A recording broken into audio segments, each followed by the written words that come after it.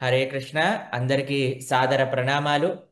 శ్రీమద్ భాగవత ప్రవచనములలో రెండవ రోజు మీ అందరికీ స్వాగతం. నిన్న మనము శ్రీకృష్ణ భగవానుడి యొక్క అవతారం, అలానే భగవానుడి యొక్క అద్భుతమైన నందోత్సవాన్ని మనం చూసాం. ఎలా శ్రీకృష్ణుడు దేవకి వసుదేవులకి కారాగృహంలో అవతరించారని, దాని తర్వాత మథుర నుంచి గోకులానికి వెళ్ళారని, అక్కడ నందమహారాజు అద్భుతమైన ఉత్సవాన్ని చేశారును. ఈ విషయాలన్నీ కూడా మనం నిన్నటి రోజున చూసాం. ఈ రోజు మనం వేటిని శ్రవణం చేయబోతున్నామో తెలుసా అండి మీకు? మొట్టమొదటిది, పూతనని కృష్ణుడు ఎలా ఉద్ధరించాడు, తర్వాత తృణావర్తని ఎలా సంహరించారు, దాని తర్వాత మనము నామకరణ ఉత్సవం, భగవానుడికి పేరు పెట్టే ఒక పండుగ. మనము ఈరోజు ఈ విశేషాలన్నీ కూడా విని రేపటి రోజున మనందరికీ ఎంతో ప్రీతికరమైన, మనందరి హృదయము మరలా మరలా రంజింపజేసే శ్రీకృష్ణుడి యొక్క వెన్నెదొంగతనం, శ్రీకృష్ణుడి యొక్క చిలిపి చేష్టలు, శ్రీకృష్ణ బలరాముల యొక్క అల్లర్లు, శ్రీకృష్ణుణ్ణి యశోదమ్మ కట్టి ప్రపంచానికి ఒక గొప్ప సందేశాన్ని ఇచ్చిన దామోదర లీల, ఇవన్నీ కూడా రేపటి రోజున మనం శ్రవణం చేయబోతున్నాం. ఇంకా సమయాన్ని చాలా జాగ్రత్తగా యూస్ చేసుకుంటూ ఈ ప్రవచనాన్ని ప్రారంభిస్తున్నాం. మీకు ఒక్క విషయం చెప్తామండి. ఇది ఒక చాలా చాలా చాలా సెన్సిటివ్ ఏరియా అన్నమాట. ఏంటో తెలుసా అండి? కృష్ణుడి గురించి చెప్పమని అడగటం, మేం చెప్పటం. కాబట్టి టైంకి ఎండ్ చేస్తామనే నమ్మకం అయితే మాకు లేదండి. మీరు మంచి సంకల్పంతో, ప్రభుజీ ఏం పర్వాలేదండి, రేపు సండేనే కదండి, మీరు చెప్తూ ఉండండి, మేము వింటూనే ఉంటాం, అసలు ఆపకపోయినా పర్వాలేదండి అని అన్నారనుకోండి, చాలా సంతోషం. వైభవంగా ఆ శ్రీకృష్ణ కథామృతాన్ని పానం చేస్తూ అలా ఉండిపోండి. ఆ భగవంతుడి యొక్క లీలలను అలా స్మరిస్తూ ఉండండి. దానికంటే ఆనందము, దానికంటే ఐశ్వర్యము, దానికంటే అదృష్టము ఇంకొకటి లేదండి. సరే, బృందావనం మొత్తము భగవానుడు ఎప్పుడైతే గోకులానికి వచ్చేసారో ఎంత వైభవంగా మారిపోయిందట అంటే, ప్రపంచంలో ఉండే ఐశ్వర్యం అంతా గోకులానికి వచ్చేసిందా అన్నట్టుగా ఉందటండి. అక్కడ ఉండే చెట్లు నిన్న చెప్పాం కదండి, అన్ని కాలాలలో పూయవలసిన పూలన్నీ కూడా పూస్తూ ఉన్నాయట. అసలు ఆ పండ్లు ఎలా ఉన్నాయట చెట్లకి అనంటే, ఇంకొక నిమిషం అయితే ఆ పండు కింద పడిపోయి ఫట్ అని పేలిపోయి రసం అంతా కారిపోయేటట్టుందట. జ్యూస్ చేయాల్సిన అవసరం లేదటండి, రెడీమేడ్ మిల్క్ షేక్లే చే చెట్లకు వచ్చేసినట్టుగా పండ్లన్నీ ఇంతింత పెద్ద పెద్దవి ఇలా ఇలా కిందికి చెట్టుని మొత్తం వంపేస్తున్నాయటండి. అంత రసంతో నిండిపోయాయటండి. దాని తర్వాత అసలు రాళ్ళల్లో అట ఎక్కడ చూసినా రాయి తీస్తే చాలంట, లోపలన్నీ రత్నాలు ఉన్నాయటండి. రత్నాల కోసం వెతకాల్సిన అవసరం లేదట. రత్నాలు అలా మొత్తం ఎక్కడ చూసినా రత్నమయం అయిపోయిందట. ఎంత ఐశ్వర్యం ఉందట, ఎంత ఐశ్వర్యం ఉందట గోకులంలో అంటే, వైకుంఠం కంటే వైభవంగా కనిపిస్తుందటండి. నిన్న కూడా మనం శ్రవణం చేసుకున్నాం, ఎక్కడైతే కృష్ణుడు ఉంటాడో అక్కడ ఐశ్వర్యమే ఉంటుంది. కాబట్టి కృష్ణ భక్తుడు ఎప్పుడు ఐశ్వర్య విహీనం అవ్వలేడండి. ఆ కాబట్టి ఆ నానుడి చాలా తప్పండి. భగవంతుణ్ణి ఆశ్రయించిన వారికి అన్ని ఐశ్వర్యములు లభిస్తాయి. వారు వద్దనుకుంటారు, అది వేరే విషయం. అందుకే మనకి భాగవతం చెప్తుంది, అకామ సర్వకామో వా మోక్షకామ యతిరతి తీవ్రేణ భక్తి యోగేన. ఏది కావాలన్నా సరే అది భగవానుడి యొక్క భక్తి తెరిచి మనకిస్తుంది. గోకులం ఎంత వైభవంగా గోపికలందరూ అంటారండి, జయతి తేదికం జన్మనా వ్రజా శయతుమిందిరా శాశ్వతత్రహి. ఇందిర, ఆ లక్ష్మీదేవి స్వయంగా సాక్షాత్తుగా పర్మనెంట్గా బృందావనంలో ఉండిపోయిందట. కృష్ణ పరమాత్మ అక్కడికి వచ్చిందంత మాత్రము చేత. వసుదేవుడు ఏమనుకున్నాడో తెలుసా అండి? ఎక్కడ చూసినా ఈ వైభవం ఏంటి, ఎక్కడ చూసినా ఈ ఐశ్వర్యం ఏంటి, కంసుడు చూస్తే ఏమనుకుంటాడు? అప్పుడే న్యూస్ వచ్చేసిందండి ఇక్కడ. కంసుడు దేవకీదేవి యొక్క అష్టమ గర్భాన్ని చంపడానికి ప్రయత్నం చేశారట. దుర్గాదేవి యొక్క స్వరూపంలో వార్నింగ్ ఇచ్చిందట. ఎక్కడో పుట్టాడని తెలుసుకున్నాడట. అంటే మనకి నందమహారాజ్కి కొద్దిగా భయం వేసిందనమాట. నందుడు అనుకున్నాడు ఎక్కడ కంసుడికి తెలుస్తుందేమో, బృందావన వైభవం, గోకుల వైభవం అక్కడి దాకా చేరుతుందేమో, ఒక పని చేస్తాను. వర్షాకాలం కదండి ఈ సమయంలో, వర్షాకాలం నాటి, ఇప్పుడు పార్లమెంటరీ రెయినీ సెషన్స్ అని అంటారు తెలుసా, వర్షాకాలం నాటి సమావేశాలు అంటారు. అలా ఈయన ఈ క్వార్టర్లీ ట్యాక్స్ కట్టడానికి వెళ్ళిపోయి, ఇది 6వ రోజు అండి నందమహారాజ్, కృష్ణుడు ఆవిర్భవించినాక 6వ రోజు మనం మాట్లాడుకుంటూ ఉన్నాం. వారన్నారు సరే నేను వెళ్ళి మొత్తం ట్యాక్స్ కట్టేసి వచ్చేస్తాను అని మథురకి బయలుదేరారట. ఎవరు? నందుడు. ఫస్ట్ ఎక్కడికి వెళ్ళాడట తెలుసా అండి? ఆ డబ్బులను తీసుకొని డైరెక్ట్గా కంసుడి యొక్క రాజ్య పరిపాలన గృహం ఏదైతే ఉంటుందో అక్కడికి వెళ్ళి మొత్తం ట్యాక్స్ ఇచ్చేశారట. ఎందుకో తెలుసా అండి? ఆచార్యులు అంటారు ఎవరైనా డబ్బులు చేతిలో పట్టుకొని ఏదైనా పని చెయ్యాలి అంటే చేయకూడదట. ఫస్ట్ ఆ డబ్బులను డిస్పోజ్ చేశాకే వేరే పనులు చేయాలట. మీకు ఇంకో విషయం తెలుసా అండి? నందుడు ఎప్పుడైతే గోకులం నుంచి మథురకు వచ్చేవాడో, మథురలో ఉండే వాసులందరికీ కూడా చాలా ఆనందం వేసేదటండి. ఎందుకో తెలుసా అండి? ఒంటరిగా ఎప్పుడు వచ్చేవాడు కదట, రకరకాల పిండి వంటలు పట్టుకొని వచ్చేవాళ్ళట, మంచి వెన్న పట్టుకొని వచ్చేవాళ్ళట, మీగడ పట్టుకొని వచ్చేవాళ్ళట, పాలు పెరుగు పట్టుకొని వచ్చేవాళ్ళట. అందరూ కూడా చేరుకునేవారటండి నందుడి దగ్గరికి. సరే, నందుడు ట్యాక్స్ కట్టేశాడు. ఒక ఉద్యానవనం దగ్గరికి వచ్చి అక్కడ చక్కగా బెడ్షీట్లు పరిచి దాని తర్వాత ఆయన తెచ్చినవన్నీ కూడా కింద పెట్టి కూర్చున్నారట. అందరూ మథురలో ఉండే ఆయన స్నేహితులందరూ కూడా వచ్చేసారటండి. బ్రహ్మాండంగా అందరూ కూడా భోజనం చేస్తారు. మీరు చూడండి, ఎవరైనా ఊరు నుంచి సిటీకి వెళ్ళారనుకోండి, అక్కడ ఉండే కుజీన్ ఎక్స్ప్లోర్ చేయాలి అంటారు. ఈరోజు తెలిసినా అండి మీకు? కానీ మా నందుడు మాత్రం అలా చేయలేదటండి. ఇంట్లో నుంచి కట్టుకొని తీసుకొచ్చారటండి. ఎందుకంటే అది most hygienic and most wonderful. మీకు ఆ విషయం తెలుసా? ప్రయాణాలలో ఇంట్లో ఉన్న ఆహారమే ఇంట్లోనున్నంత రుచి కంటే బయటకెళ్ళి ఇంట్లో ఉండే ఆహారాన్ని తింటే రుచి ఎక్కువ ఉంటుందండి. మీరు ఎప్పుడైనా ట్రైన్ జర్నీ కానీ దూరంగా ఏదైనా డబ్బా కట్టుకొని వెళ్ళారనుకోండి, అదే ఇంట్లో ప్రతిరోజు చేసేది, కానీ రుచి చాలా బాగుంటుందండి. చక్కగా అందరూ కూర్చొని ఆస్వాదన చేస్తున్నారట. ఇందులోపల ఏమైందో తెలుసా అండి? మీకు ఒక చాలా ఆశ్చర్యకరమైన విషయం చెప్తాను.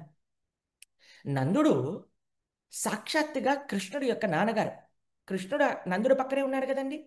అయినా సరే ట్యాక్స్ కట్టడానికి వెళ్ళారండి. ఆచార్యులు కొన్ని విషయాలు చెప్తారు.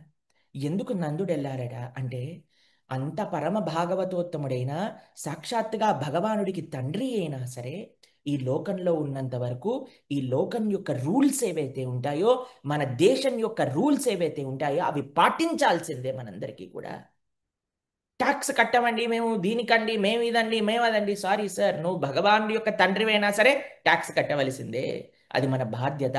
ఎందుకంటే దేశము మంచి కోసమే, దేశము ప్రగతి పొందడానికి. ఈరోజు అందరూ అంటారండి ఆ దేశం అలా ఉంది, ఈ దేశం ఇలా ఉంది అని అంటూ ఉంటారు. ఎందుకంటే వాళ్ళు కోట్ల కోట్ల ట్యాక్సులు కడుతూ ఉంటారు. మన భారతదేశంలో ట్యాక్స్ని తప్పించుకుంటూ ఉంటారు.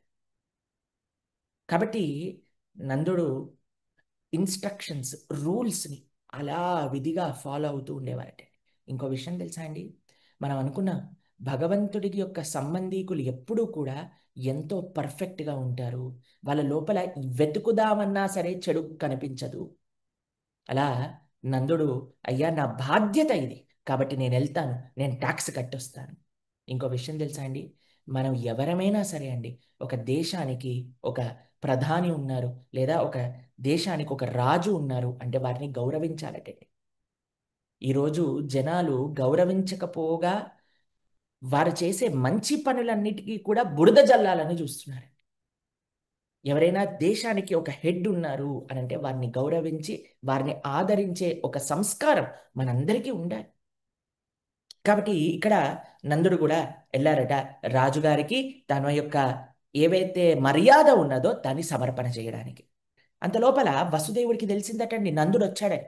వసుదేవుడు కంగారు పడ్డాడట. అమ్మో, ఎందుకు వచ్చాడు ఇప్పుడు? ఎందుకు సడన్గా వచ్చాడు? కృష్ణుని నేను అక్కడ దింపేశానని తెలిసిందా ఏంటి? అక్కడ ఉండే ఆడపిల్లని ఇక్కడ తీసుకొచ్చానని తెలిసిందా ఏంటి? సరేలే ఒకసారి మాట్లాడదాం అని దేవికి చెప్పలేదండి. అలానే వెళ్ళిపోయాడు. ఇప్పుడు ఇంట్లో ఉన్నాడు. ఎందుకు తెలుసా అండి? దుర్గాదేవి భయపట్టించాక వదిలేశాడు వసుదేవుడిని ఇంకా దేవకిని. ఇంట్లో నుంచి డైరెక్ట్గా నందుడి దగ్గరికి వెళ్ళిపోయారు. కలవంగానే నందుడిని గట్టిగా ఎంబ్రేస్ చేసుకున్నారండి. అమ్మో, ఎన్ని రోజులైంది మిమ్మల్ని చూసి, బాగున్నారా, అంత బాగున్నారా, మా అబ్బాయి బాగున్నాడా అని అడిగితే నందుడు బలరాముడు చాలా బాగున్నాడు అని అంటే, ఓ మీకు కూడా ఒక అబ్బాయి పుట్టాడని విన్నాను, ఆయన ఎలా ఉన్నాడు? వసుదేవుడు అడుగుతున్నాడండి. ఆ మా అబ్బాయి బాగున్నారా అనగానే వసుదేవుడు కృష్ణుడి గురించి అడిగితే నంద మహారాజ్ బలరాముడి గురించి చెప్తున్నాడు అనమాట. మళ్ళీ మీకు కూడా చాలా కాలం తర్వాత ఒక పిల్లవాడు పుట్టాడట కదా, ఆయన బాగున్నాడా అంటే, చాలా బాగున్నాడండి, భగవంతుడు దయ వల్ల ఒక పిల్లవాడు కలిగాడు, ఆయన కూడా చాలా బాగున్నాడు అని చాలా ప్రేమతో మాట్లాడుకుంటున్నారు. సరే సరే ముచ్చట్ల తర్వాత మా ఇంట్లో నుంచి ఇది తీసుకొచ్చాను అది తీసుకొచ్చారని వసుదేవుడిని తీసుకొచ్చి కూర్చోబెట్టి అన్ని తినిపిస్తున్నారటండి. ఇవి తినండి అవి తినండి, నో డైట్ అండి బృందావనంలో. మొత్తం క్రీమ్, ఫుల్ క్రీమ్, తర్వాత ఫుల్ ఫ్యాట్ అనమాట, అన్నిటినీ కూడా తినిపిస్తూ ఉంటే ఆయన అయ్యా చాలయ్యా చాలయ్యా అంటే, లేదు తినాల్సిందే తినాల్సిందే అని మొత్తం అన్ని రకాలు టేస్ట్ చేయించారట. టేస్ట్ చేయించి చక్కగా మాట్లాడుకుంటూ ఉంటే ఎంత బాగుందట అండి. యాక్చువల్గా మీకు ఒక విషయం తెలుసా అండి, ఎవరైనా మీ ఊరికి వచ్చారనుకోండి, మీరు తినిపించాలా వాళ్ళు తినిపించాలా? మనం తినిపించాలి, ఎందుకంటే మనం హోస్ట్లు కదండి. కానీ ఇక్కడ ఎవరు తినిపిస్తున్నారు?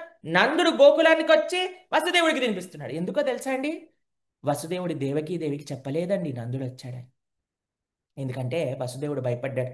నేనంటే కొద్ది కంట్రోల్లో ఉంటా, కానీ అమ్మ ప్రేమ తెలుసు కదండి.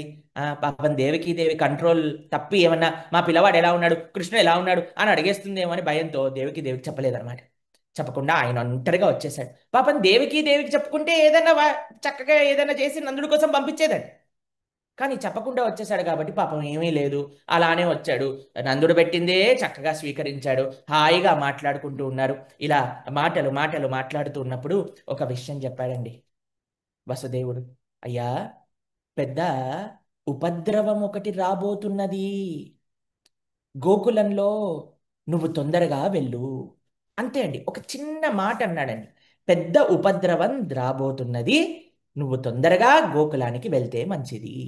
మీకు ఒక విషయం తెలుసా అండి, వసుదేవుడు ఇంకా నందుడు చాలా చాలా చాలా చాలా క్లోజ్ ఫ్రెండ్స్ అండి. ఎంత క్లోజ్ ఫ్రెండ్స్, ఎంత నమ్మకం అంటే తన భార్య అయిన రోహిణీదేవిని నందుడి దగ్గర ఉంచారండి వసుదేవుడు. అంత నమ్మకము, అంత ప్రేమ, అంత శ్రేయోభిలాషి నందుడు వసుదేవుడు.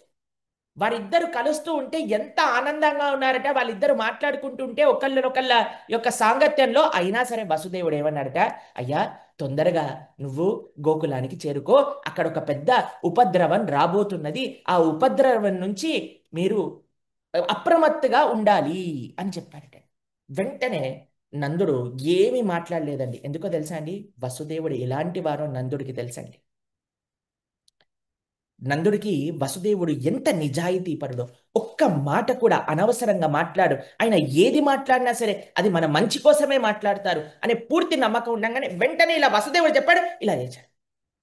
మీకు ఆ విషయం తెలుసా అండి, మహానుభావుల యొక్క లక్షణం ఏంటట అంటే, ఒక టెంపరీ ఇన్కన్వీనియన్స్ ఒక పర్మనెంట్ కన్వీనియన్స్ కోసం మనం సాక్రిఫైస్ చేయాలంటే. ఇప్పుడు వీళ్ళిద్దరు చాలా ఆనందపడుతున్నారండి, చాలా మంచిగా మాట్లాడుకుంటున్నారండి. దూరం అవ్వటం అనేది చాలా బాధాకరమైనదండి. కానీ అక్కడ కృష్ణుడు బాగుండాలంటే వీళ్ళిద్దరు దూరం అవ్వాలి. ఆ బాధ ఓర్చుకోవడానికి రెడీగా ఉన్నారండి. మళ్ళీ చెప్తాను, జాగ్రత్తగా వినండి. ఒక పర్మనెంట్ కన్వీనియన్స్ కోసం కొద్దిగా టెంపరీ ఇన్కన్వీనియన్స్ పర్వాలేదు. మీకు విషయం చెప్తాను, పిల్లలకి మనం చెప్తాం ఏమంటా, నానా ఇప్పుడు మంచిగా చదువుకుంటే, అల్లరి చెయ్యకుండా ఉంటే, బుద్ధిగా ఉంటే, ఎగ్జాములు బాగా రాస్తే, హాలిడేస్ అంతా ఎంజాయ్ చేయొచ్చురా, ఇప్పుడు ఒక్కటి చదువుకోరా, ఇప్పుడు ఒక్కటి బుద్ధిగుండురా అని పిల్లలకి చెప్తాం కదండి. కేవలం పిల్లలకి చెప్పటమే కాదండి, మనం కూడా అర్థం చేసుకోవాలి. అప్పుడప్పుడు చిన్ని చిన్ని తపస్య ఏదైతే మనకి పర్మనెంట్గా మంచి చేస్తుందో దాన్ని మనం ఆచరించి తీరాలి. ఎంతో అద్భుతమైన శ్లోకం అండి. ఇలాంటి స్నేహం రేపు ఫ్రెండ్షిప్ డే అని చేసుకుంటారు తెలిసిన అండి ఈ ప్రపంచంలో. ఆ ఇలాంటి స్నేహం, ఎవరైతే నిజమైన శ్రేయోభిలాషి దొరకటం అనేది అత్యంత అరుదటండి. ఆ అటువంటి శ్రేయోభిలాషి ఆ యొక్క వైభవం ఏంటి అని భాగవతం చెప్తుంది. 24, 25 శ్లోకములు ఒకసారి మనం చదువుదాం, దాని లోపల ఉండే అర్థాన్ని ఒకసారి విందాం. ఎంత చక్కగా rarity of a good friend, ఒక మంచి స్నేహం యొక్క ఎంత రేర్, ఎంత దుర్లభం ఒకసారి మీరే చూడండి. दिष्ट्या संसारचक्रेऽस्मिन् वर्तमानः पुनर्भवः उपलब्धो भवानद्य దుర్లభం ప్రియదర్శనం. భాగ్యవశంననే నేను నిన్ను చూడగలుగుచున్నాను. ఈ అవకాశము లభించిన నాకు పునర్జన్మ లభించినట్లు తోచుచున్నది. ఈ జగత్తులో ఉన్నప్పటికీ సన్నిహిత బంధుమిత్రులను కలుసుకొనుట అత్యంత దుర్లభము కదా. నైకత్ర ప్రియ సంవాసః సుహృదాం చిత్రకర్మణాం ఓఘేన వ్యూహ్యమానానాం ప్లవానాం స్తోత్రసో యథా. కర్రలు పుల్లలు ఒకచోట కలిసి ఉండజాలక నదీ తరంగ వేగమునకు కొట్టుకొని పోవుచుండును. అట్లే బంధుమిత్రులతో సన్నిహిత సంబంధమును కలిగి ఉన్నప్పటికీ కర్మఫలము వలనను కాల ప్రవాహము వలనను అందరము కలిసి ఉండజాలము. ఈ విషయాలు వసుదేవుడు నందుడికి చెప్పంగానే నందుడు బయలుదేరారటండి. నందుడు బయలుదేరుతూ ఉన్నప్పుడు వసుదేవుడి యొక్క చెప్పిన మాటలన్నీ గుర్తొస్తూ ఉన్నాయట. కంగారేస్తుందట. వసుదేవుడు చెప్పాడు ఏదో ఉత్పాతం వస్తుంది, ఉత్పాతం వస్తుంది అంటే హరిని స్మరిస్తూ వెళ్తున్నారటండి. మీకు ఒక విషయం చెప్తాను. ఎప్పుడైతే మన మనసులో ఎప్పుడైనా బాధ కలిగినా, ఎప్పుడైనా భయం కలిగినా సరే హరినామ స్మరణ చేస్తే ఆ భయము, ఆ బాధ అనేది మనసులో నుంచి వీడిపోతూ ఉందన్నమాట. అలా హరిని తలుస్తూ తలుస్తూ తలుస్తూ నందుడు నడుస్తూ వెళ్తూ ఉన్నారు. ఎటువైపు అండి? గోకులం వైపు. ఎడ్ల బండిలో వచ్చారు కదండి, ఎడ్ల బండిలో సామాన్లన్నీ తీసుకున్నారు కదండి. వెంటనే ఆ ఎడ్ల బండిని ఎడ్లు కట్టి బయలుదేరి గోకులానికి వెళ్తున్నారట. అంత లోపల అప్పుడప్పుడే మెల్లమెల్లగా సూర్యాస్తం అవుతున్న సమయం అండి. ఆ ఒక రాక్షసి, ఆవిడ పేరేంటో తెలుసా అండి? పూతన బాలఘాతిని అనే ఒక రాక్షసి బయలుదేరిందట. ఎందుకు తెలుసా అండి? మీకు ఒక విషయం చెప్తాను. మొన్నే దుర్గాదేవి భయపట్టించింది కదండి ఈ కంసుడిని. అంత లోపల ఏమైంది తెలుసా? వీడు ఒక్కడే ఉన్నాడు.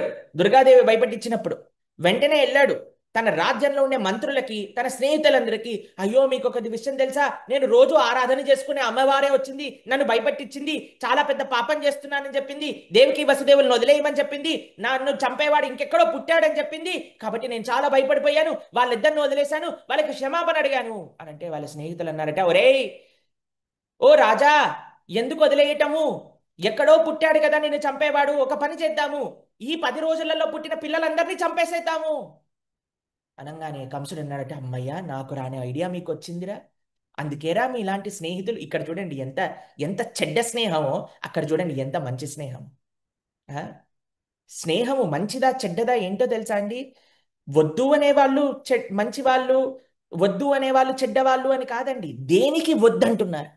మంచి చేయడానికి వడ్డన్. అయ్యా మేము ప్రవచనం వినడానికి వెళ్తామయ్యా, ఆలయానికి వెళ్తామయ్యా, మేము ఏదో సేవ చేసుకోవడానికి వెళ్తామయ్యా అంటే వద్దు అన్నవాడు పరమ దుర్మార్గుడు. అలాంటి స్నేహం కానీ మన దగ్గర ఉంది అనుకోండి, వాడికి ఒక నమస్కారం చెప్పాలి. అయ్యా కట్టి కట్టి అంటాను చూడండి, చిన్నప్పుడు అలా చెప్పాలి. అయ్యా నీకు నాకు కట్టి, అయ్యా నన్ను వదిలేసి నేను ఏదో మానవ జన్మని తరింపజేసుకోవడానికి బాగుపడడానికి వెళ్తున్నానయ్యా. కొంతమంది అండి ఎలా ఫోన్ చేస్తారో వాళ్ళకి ఎలా తెలుస్తుందో తెలియదండి. మనం మంచి పని ప్రారంభం చేయంగానే ఫోన్ వచ్చేస్తుందండి, రావయ్యా బాబు అని.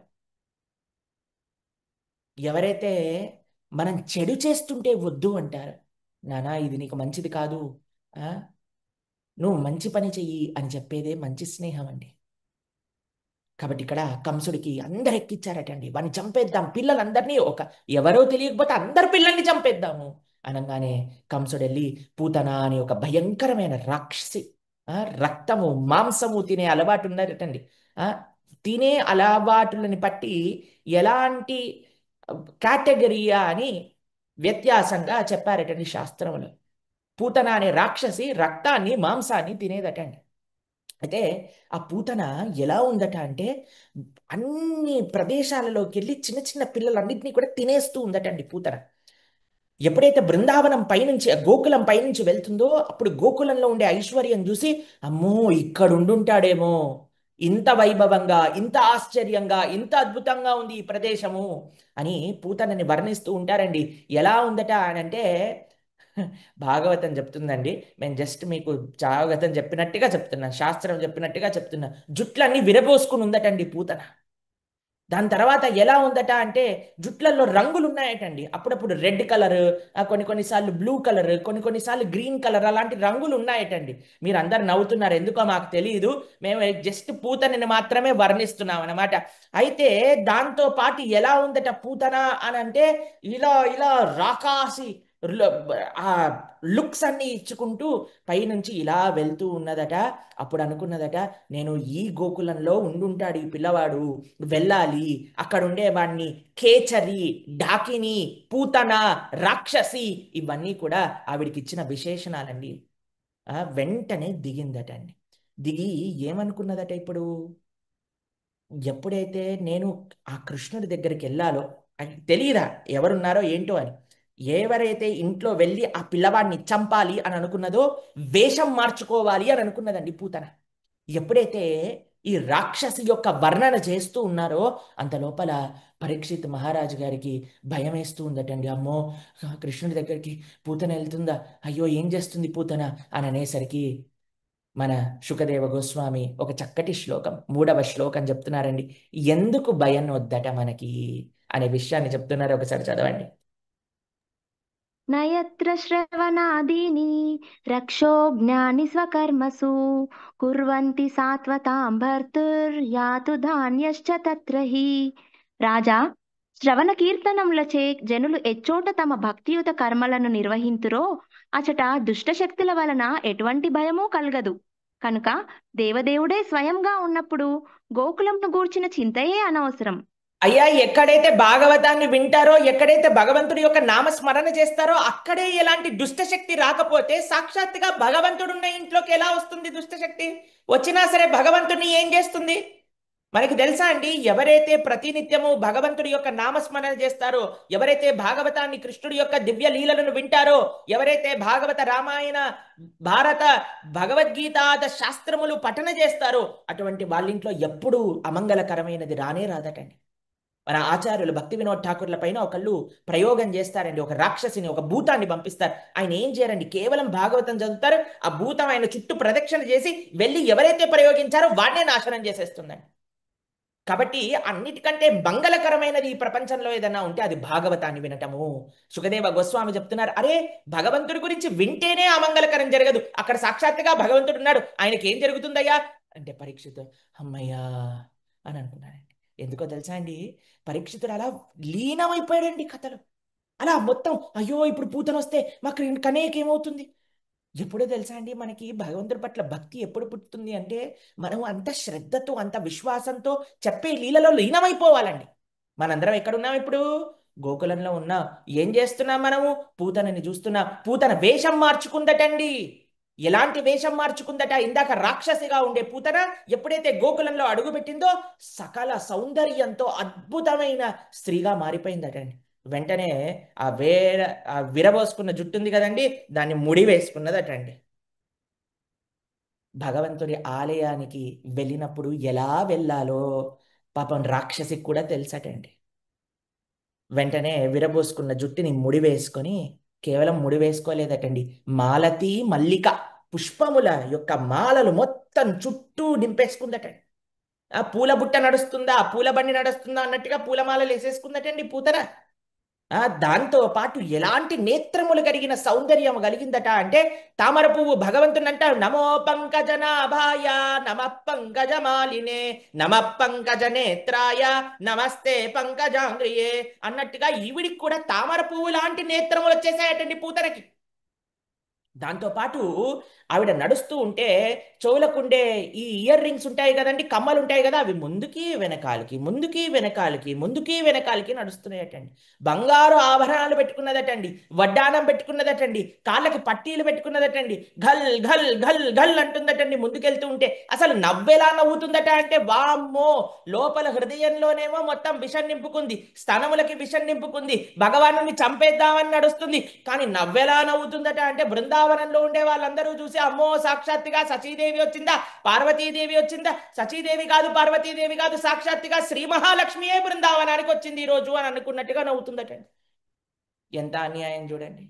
లోపలేమో మొత్తం విషం, బయటికేమో నవ్వులు. ఇలా ఉంటుందండి రాక్షసుల యొక్క స్వభావం. ఆ, మీకు ఆ విషయం తెలుసా? ఆశ్చర్యపోతారు. ఈ రోజు కానీ పూతన ఉంటే మార్కెట్లో నెంబర్ 1 పవర్ఫుల్ గాడ్ అయ్యేదండి. మనకి ఈరోజు ఇదే కావాలి కదండి, మ్యాజిక్లు, మంత్రాలు, తంత్రాలు, జిమిక్కులు. పూతన కానీ ఈ రోజు ఉంటే ఆవిడకి అందరికంటే ఎక్కువ ఫాలోయింగ్ ఉండేదండి. ఆవిడకి అందరికంటే ఎక్కువ యూట్యూబ్ సబ్స్క్రైబర్స్ ఉండేవాళ్ళండి. ఆవిడకి అందరికంటే ఎక్కువ ఇన్స్టాగ్రామ్ ఫాలోవర్స్ ఉండేవాళ్ళండి. ఆవిడ స్టేటస్ ప్రతిరోజు అందరు చూసేవాళ్ళండి. ఆవిడ రీల్స్ అన్ని షేర్ చేసేవాళ్ళండి. కానీ ఎవరైతే శాస్త్రంలో ఉన్న విషయాలు భక్తియుత భగవంతుడి యొక్క సేవా వైభవాన్ని చెప్తారో మనకి అవన్నీ అవసరం లేదండి. శ్రవణం అవసరం లేదు. మనకి మ్యాజిక్ కావాలి. ఆ, మనకి సిద్ధులు కావాలి. ఎంత ఆశ్చర్యం చూడండి. పూతన నడుస్తూ ఉన్నదట, నడుస్తూ ఉన్నదట. ఒక్కొక్క అడుగు ముందుకేస్తుంటే అక్కడ గోకులంలో ఉండే వాళ్ళందరూ ఇలానే చూస్తున్నారట పూతని. నడుస్తూ కేవలం ఉత్తిగా నడవట్లేదండి. ఒక తామర పువ్వు చేతిలో పట్టుకొని తామర పువ్వుని ఇలా ఇలా ఇలా ఇలా రౌండ్ రౌండ్గా తిప్పుతూ ఉంటే వాళ్ళు అనుకున్నారట, ఇవి ఎవరో కాదు, సాక్షాత్తుగా మహాలక్ష్మియే వచ్చింది. ఎందుకు వచ్చింది మహాలక్ష్మి తెలుసా అండి? నారాయణుడి కోసం వెతకడానికి వచ్చిందేమో. అదేంటండి ఇంట్లో ఉండడా? నారాయణుడి కోసం ఎందుకు ఎతుకుతుంది? వైకుంఠంలో ఉండాలి కదా నారాయణుడు అని అంటే ఆయన వైకుంఠంలో ఉండడటండి. ఎత్ర గాయంతి మద్భక్త తత్ర తిష్టామి నారద.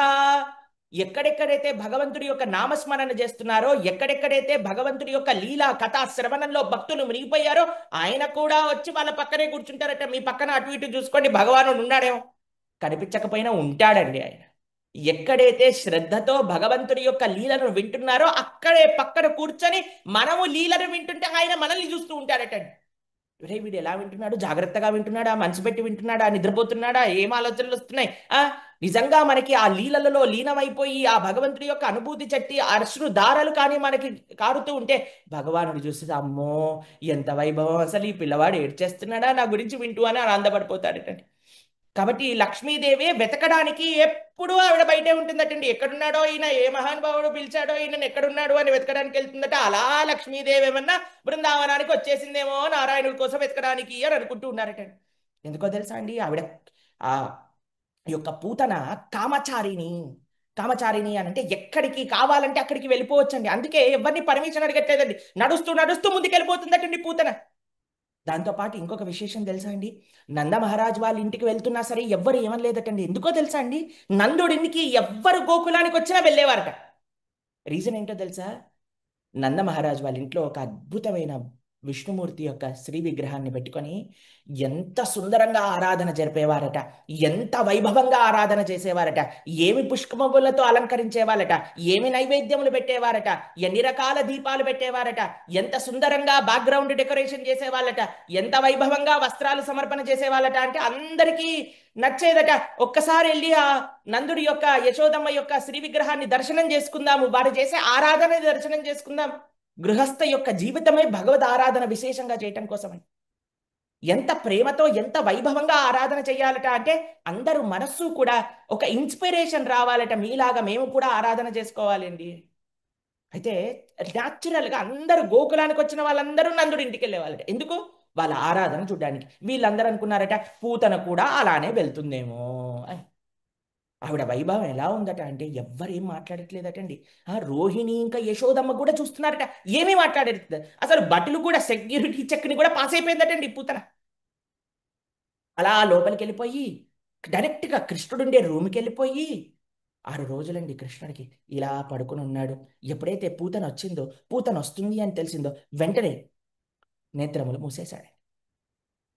యశోద రోహిణీదేవి అనుకుంటున్నారు, అమ్మో ఏ అప్సరస వచ్చిందా, లేదా సాక్షాత్తుగా ఇంద్రుడి యొక్క భార్య సచీదేవి వచ్చిందా, ఏ అమృతాన్ని ఆ స్వర్గలోకంలో ఉండే అమృతాన్ని తీసుకొచ్చి పానం చేయిస్తుందా? ఎలా మాట్లాడిందట తెలుసా అండి పూతన మీకు? అబ్బబ్బో ఏం పిల్లవాడమ్మా, అసలు నా కడుపున పుట్టుంటే ఎంత బాగుండేది, అసలు నీ కడుపున పుట్టి ఎంత అదృష్టం చేసుకున్నావమ్మా, ఇలాంటి పిల్లవాడిని నేను ఎక్కడ చూడలేదమ్మా, అసలు ముల్లోకాలలో ఇలాంటి పిల్లవాడు లేడమ్మా అని అంటే రోహిణీదేవి ఇంకా యశోదాదేవి కూడా అనుకున్నారట, వామ్మో వామ్మో ఏమి ప్రేమ, ఏం ప్రేమ ఒలకపోస్తుంది, ఏం ప్రేమ ఒలకపోస్తుంది, అసలు మాకు కూడా ఇంత ప్రేమ ఉందా అన్నట్టుగా వాళ్ళకి భ్రమలో పెట్టేసిందట అండి. కృష్ణుడు ఎప్పుడైతే పూతన వస్తుంది అని చెప్పారో నేత్రములు మూసేసుకుంటున్నారట అండి.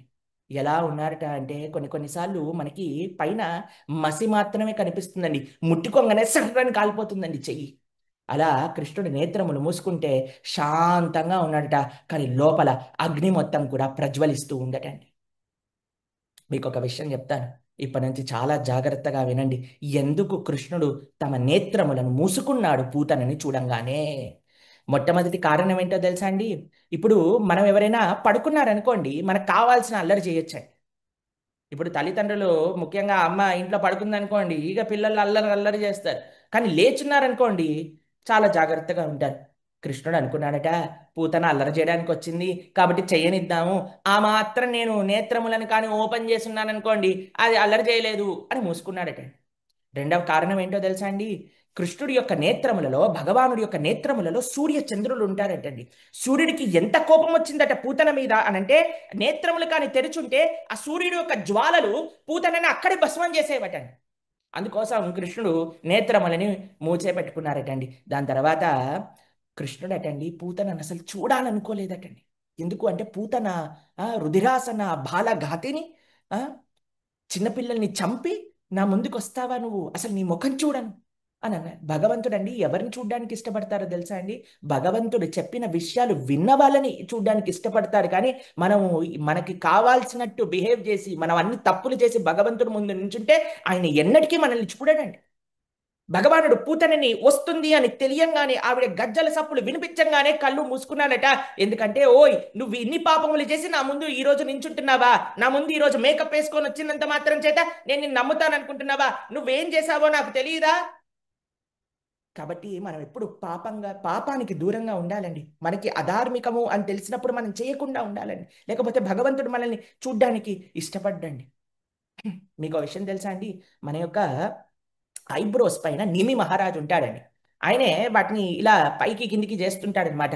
అయితే ఈ నిమి మహారాజు ఏం చేశాడంటే, ఓయ్ ఆవిడ మొత్తం రెడీ అయ్యి నీకు పాలిస్తా పాలిస్తా అని వస్తుంది, కానీ పాలివ్వడానికి రావట్లేదు కృష్ణ, కావాలంటే నువ్వే చూడు, అంతర్ముఖుడై చూడు కృష్ణ అని మూసేశాడట. మూసేస్తే కృష్ణుడు ఏమని ఆలోచిస్తున్నాడో తెలుసా అండి? ఓ, పూతన లోపల ఏమన్నా మంచి ఉందా?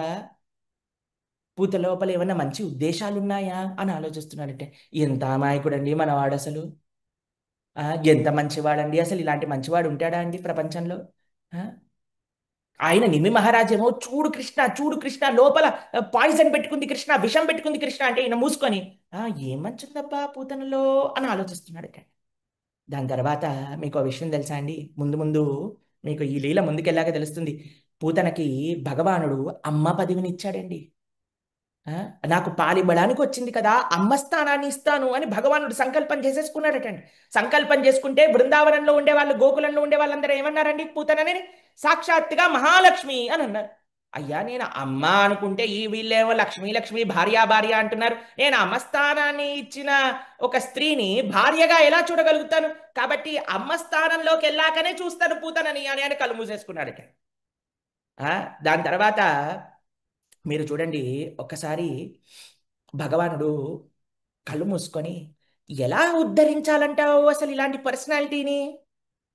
ఇప్పుడు చూడండి, మనం ఏదైనా చాలా కాంప్లికేటెడ్ కేసు తీసుకెళ్ళామనుకోండి, ఆ, అక్కడ ఫైల్ ఆపరేటర్ ఇలా ఆలోచిస్తాడు, ఏంటబ్బా ఎలా సాల్వ్ చేయాలి దీన్ని అన్నట్టుగా కృష్ణుడు ఇంత కాంప్లికేటెడ్ పర్సనాలిటీని ఎలా ఉద్ధరించగలమంటారు అని లోపల మనసులో బాగా చింతన చేస్తున్నట్టుగా నేత్రములు మూసుకొని ఉన్నాడట. మీకు ఇంకో విషయం తెలుసా అండి? లోపల ఉండే వాళ్ళందరూ, అయ్యా నువ్వు విషం తాగితే నువ్వు ఒక్కడవే తాగినట్టు అవుతావా, నీ లోపల ముల్లోకాలు ఉన్నాయ్యా, మా సంగతి ఏంటయ్యా అని లోపల నుంచి అందరు అరుస్తున్నారట. బాబోయ్ బాబోయ్ విషం వచ్చేస్తుంది రక్షించు అనగానే కృష్ణుడు నేత్రములు మూసుకొని లోపలికి వెళ్ళి, అయ్యా నేనున్నాను కదా, మీకు ఎందుకు కంగారు, ఐఆమ్ దేర్ డోంట్ వరీ అని వాళ్ళందరికీ నచ్చ చెప్తున్నారటండి. అందుకోసం నేత్రములు మూసుకున్నాడటండి. తర్వాత ఇంకొక కారణం ఏంటో తెలుసా అండి?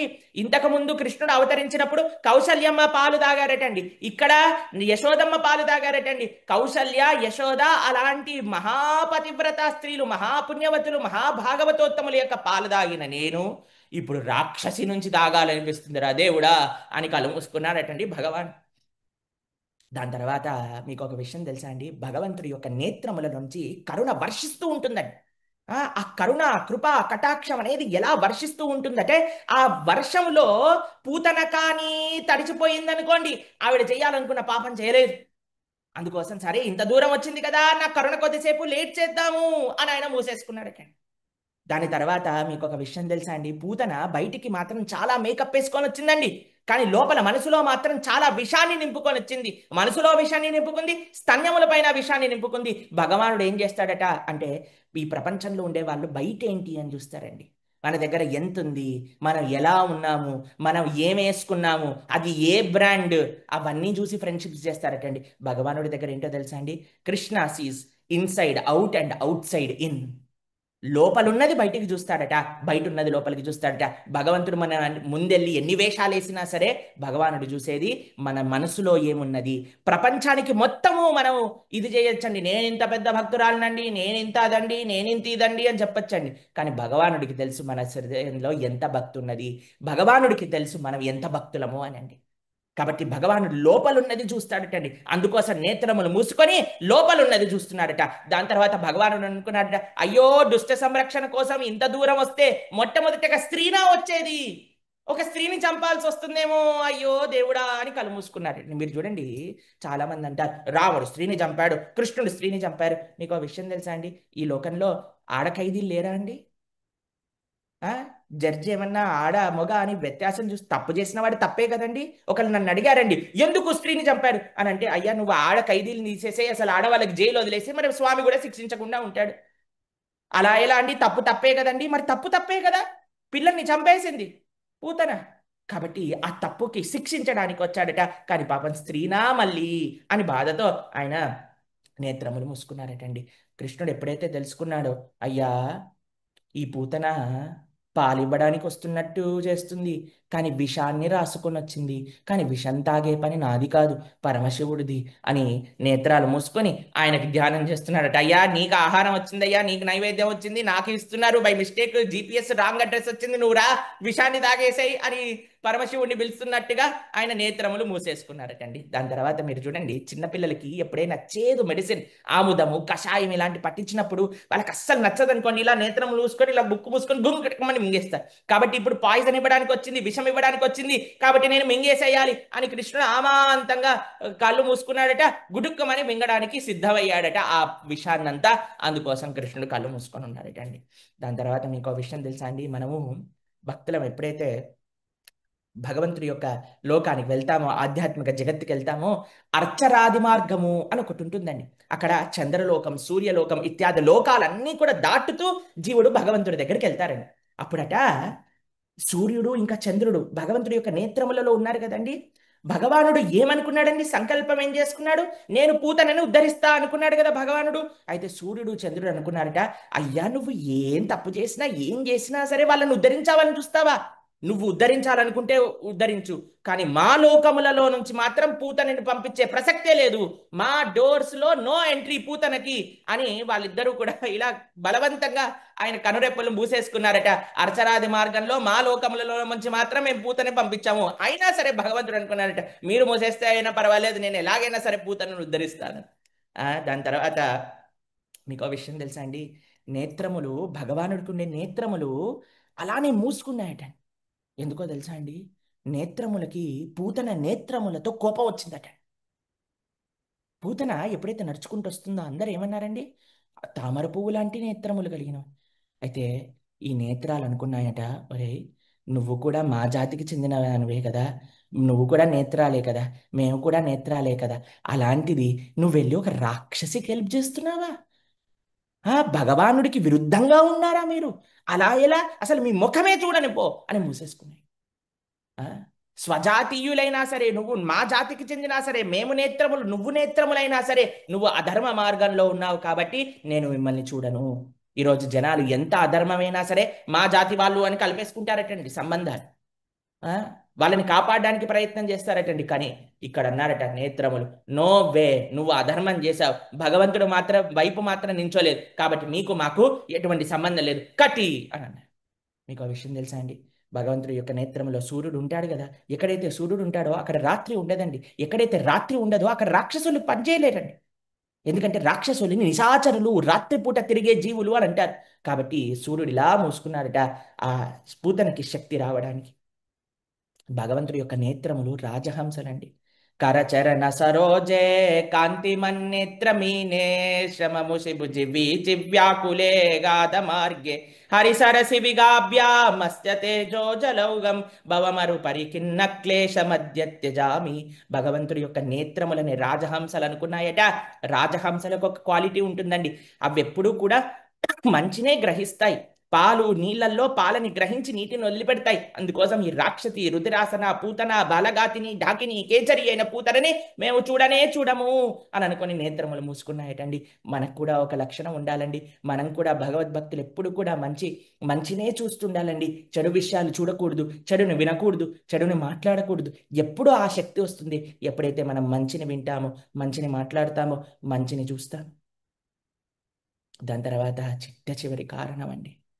భగవానుడు అనుకున్నాడట, సరే ఇప్పుడైతే రాక్షసే, పూర్వజన్మలో ఏదైనా ఎక్కడైనా పుణ్య ఫలితం ఉన్నదా పూతనకి అని ఆలోచిస్తూ ఆలోచిస్తూ నేత్రములు మూసుకున్నాడట. ఇన్ని కారణాలండి భగవంతుడు కేవలం నేత్రములు మూసుకున్నదాన్ని. ఇంత చెప్పినా సరే, ఇందాక చెప్పారు కదండి, ఒక్కసారి 3వ శ్లోకం ఒకసారి మళ్ళీ చదువుదాం. ఒకసారి సుఖదేవ గోస్వామి పరీక్షిత మహారాజు గారికి ఏమని ఉపదేశం చేశారు. ఆ అయినా సరే ఒకసారి మీరు ఆ శ్లోకము అర్థము చదవండి. దాని తర్వాత మళ్ళీ మనం మాట్లాడదాం. నయత్ర శ్రవణాదీని రక్షో జ్ఞాని స్వకర్మసు కుర్వంతి సాత్వతాం భర్తుర్ యాతు ధాన్యశ్చ తత్రహి. రాజా, శ్రవణ కీర్తనములచే జనులు ఎచ్చోట తమ భక్తియుత కర్మలను నిర్వహింతురో అచట దుష్ట శక్తుల వలన ఎటువంటి భయమూ కలుగదు. కనుక దేవదేవుడే స్వయంగా ఉన్నప్పుడు గోలోకమును కూర్చిన చింతయే అనవసరము. ఇలా చెప్పినా సరే ఇంకా పరీక్షితుడికి బెంగ వచ్చిందటండి. పూతన ఏం చేస్తుందో, పిల్లవాడిని ఏం చేసేస్తుందో, మా కన్నయ్యని ఏం చేస్తుందో అని అనేసరికి సుఖదేవ గోస్వామి ఏమన్నాడో తెలుసా అండి? కంగారు పడకు పరీక్షిత, ఎలా ఉన్నది పూతన అప్పుడే ఎత్తుకోవడానికి ప్రయత్నం చేస్తుందటండి. ఎలా ఉన్నది అంటే, రాత్రిపూట తెలియక ఒక చాలా పవర్ఫుల్, చాలా పాయిజన్తో కూడుకున్న పాముని తాడనుకొని ఎలా అయితే ఎత్తుకుంటే ఎంత ప్రమాదమో అంత ప్రమాదంగా కృష్ణుణ్ణి ఎత్తుకున్నది పూతన అని. కృష్ణుని దేంతో పోల్చారండి? విషపూరితమైన పాముతో పోల్చారు. భగవంతుని పోల్చగలుగుతామా అండి అలా అంటే? కాదు. ఎందుకంటే పరీక్షితుడి యొక్క భయాన్ని దూరం చేయాలి. పరీక్షిత్ ఏమనుకుంటున్నాడు? పూతన విషం తెచ్చిందని. కానీ సుఖదేవ గోస్వామి అంటున్నారు, అయ్యా ఆవిడ కంటే పెద్ద విషం మా స్వామి దగ్గర ఉన్నది, కంగారు పడాల్సిన అవసరం లేదయ్యా నువ్వు అని చెప్తూ ఉన్నాడండి స్వామికి. ఎందుకంటే పరీక్షిత మహారాజు భక్తుడు కదండి. ఆ భక్తుడికి ఎప్పుడు భగవానుడి గురించి బెంగ ఉంటుందండి. భక్తి లేనివాడు ఎప్పుడు తన గురించి తను బాధపడతాడండి. భక్తి ఉన్నవాడు ఎప్పుడు భగవంతుడి గురించే ఆలోచిస్తుంటాడండి. పాపం ఈయనకి బెంగ. ఎంత చెప్పినా సరే మా స్వామికి ఏమవుతుందో, మా స్వామికి ఏమవుతుందో. ఇది భక్తి భావనండి. ఇది అర్థం చేసుకోలేరండి ఈ ప్రపంచంలో ఉండేవాళ్ళు. ఆ, మాకు ఒకసారి చెప్పారు, ఒక ఆయన రాత్రంతా ఫోన్లో మాట్లాడుతుంటే, ఎవరే ఏంట్రా ఇన్ని మాటలు ఎలా వస్తాయిరా అంటే, నీకు అర్థం కాలేదురా, నువ్వు ప్రేమలో లేవు కదా అని అన్నారు. మేము అనుకున్నాం ఆ రోజు, స్వామి ప్రేమ అంటూ ఉంటే నీ పైన మాత్రమే ఉండాలి స్వామి, ఈ భౌతికమైన ప్రేమ రాకూడదు స్వామి.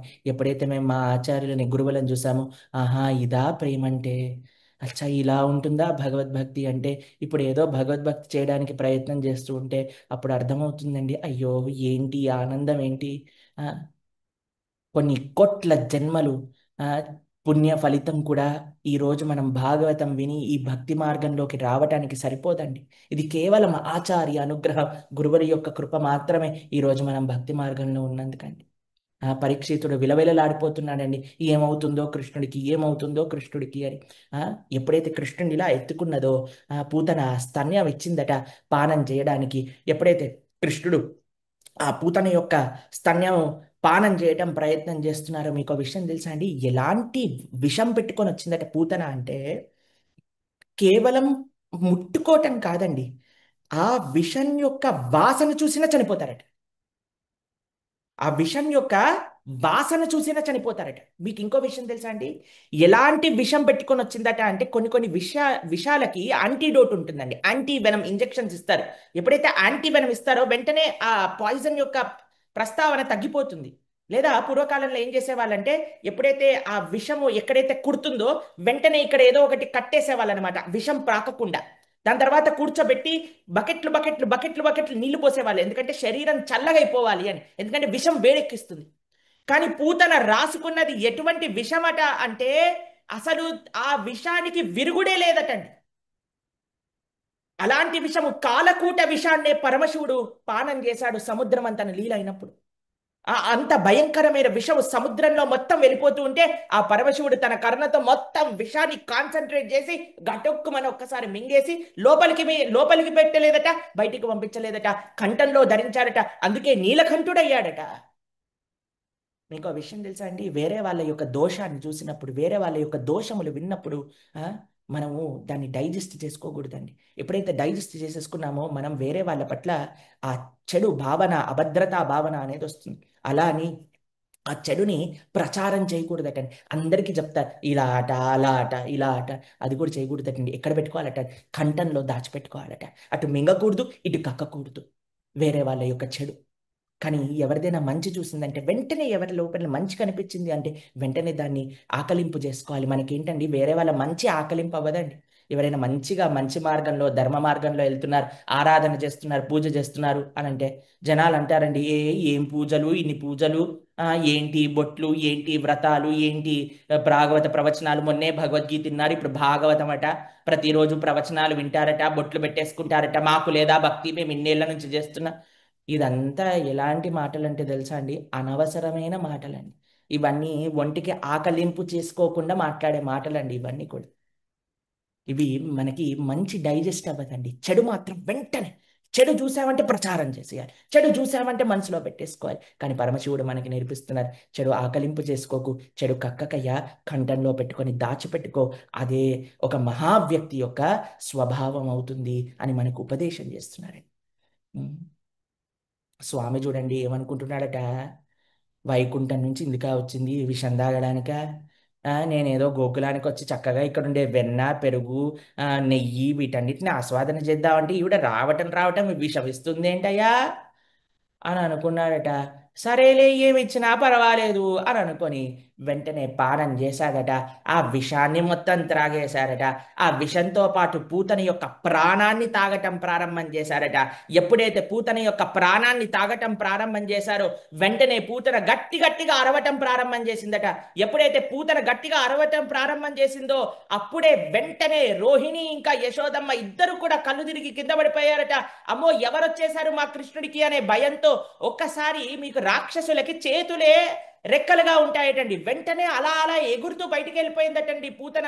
ఆ రక్తము, ఆ యొక్క ప్రాణాన్ని ఎలా పానం చేసేస్తున్నాడు భగవానుడు ఆయన తన యొక్క స్తన్యములో నుంచి అంటే, ఇప్పటి వరకు పూతన చంపిన పిల్లల యొక్క ఆత్మలన్నిటినీ కూడా భగవంతుడు తన వైపు లాగేసుకున్నాడటండి. వాళ్ళందరికీ ముక్తిని ప్రదానం చేశాడటండి భగవంతుడు. తర్వాత నీ పని పడతాను అని చెప్పాడటండి భగవంతుడు. ఎలా గట్టిగా నొక్కేసి ప్రాణాన్ని మొత్తం పానం చేసేస్తూ ఉంటే ఆ పూతన గట్టి గట్టిగా కాపాడు కాపాడు, అయ్యో అయ్యో, ఈ పాపిష్టి కంసుడు చెప్పటం వల్ల ఇక్కడికి వచ్చాను, నేనేం పాపం చేయలేదు, నన్ను వదిలేసే, ఇక్కడికి ఎందుకు వచ్చాను, ఈ పిల్లవాడి దగ్గరికి వచ్చాను అని అరుస్తూ అరుస్తూ అరుస్తూ గట్టిగా భీంకరంగా 6 మైళ్ళ పెద్ద శరీరం అటండి పూతన తన యొక్క స్వరూపంలోకి వచ్చేసింది. మళ్ళీ అవే భయంకరమైన నేత్రములు, అవే భయంకరమైన గోర్లు, పెద్ద పెద్ద గోర్లు, జుట్టు విరబీసుకొని రంగులతో అలా పెద్ద స్వరూపంతో అయిపోయిందట. ఆ పూతన అరిచే అరుపులకి ముల్లాకాలన్నీ కూడా దద్దరిల్లిపోతున్నాయట. భూమిపైన భూకంపాలు వచ్చాయట. సముద్రపు నీళ్లు మొత్తం కూడా పైకి పైకి వచ్చేస్తున్నాయట. పెద్ద పెద్ద ఉరుములు మెరుపులు ఎలా పడితే అంత గట్టిగా రోదిస్తూ స్వర్గాది దేవతలందరూ చెవులు మూసుకున్నారట పూతన యొక్క రోదన వింటూ. అయినా సరే కృష్ణుని ఆపలేదటండి. మొత్తం పూతన యొక్క ప్రాణాన్ని మొత్తం హరించారట. ఢామ్ అని పూతనని ఎలా నడిపించాడట, ఇక్కడ పట్టుకొని ఆ స్తన్యంను పట్టుకొని పూతని మొత్తం శరీరాన్ని, 6 మైళ్ళుండే శరీరాన్ని నడిపించుకుంటూ తీసుకెళ్లి కంసుడి యొక్క ఉద్యానవనం పైన పడేశాడట. ఢామ్. కంసుడికి గోకులంలో ఒక ఫార్మ్ హౌస్ ఉండేదటండి. ఆ ఫార్మ్ హౌస్ లో వెళ్ళి పూతనని ల్యాండింగ్ చేయించాడు. ఎందుకో తెలుసా అండి? మీకు ఒక విషయం చెప్తాను. కంసుడు ఏమనుకున్నాడు? నేను కృష్ణుడిని నాశనం చేస్తాను అనుకున్నాడు.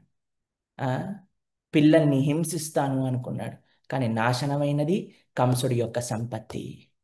నిన్న మనం చూసాం, వేరే వాళ్ళకి మంచి చేస్తే మనకి కూడా మంచి జరుగుతుంది, వేరే వాళ్ళకి చెడు చేస్తే మనకి కూడా చెడు జరుగుతుంది. కాబట్టి మంచి చేస్తే మంచి, చెడు చేస్తే చెడు. What we give comes around, what we give goes around. కాబట్టి ఎలా పడిపోయాడట, ఎలా పడిపోయిందట ఆ పూతన అంటే వృత్రాసుడు ఒక్కసారి పడిపోయినట్టుగా. మీకు వృత్రాసుడు యొక్క వృత్తాంతం తెలుసా అండి?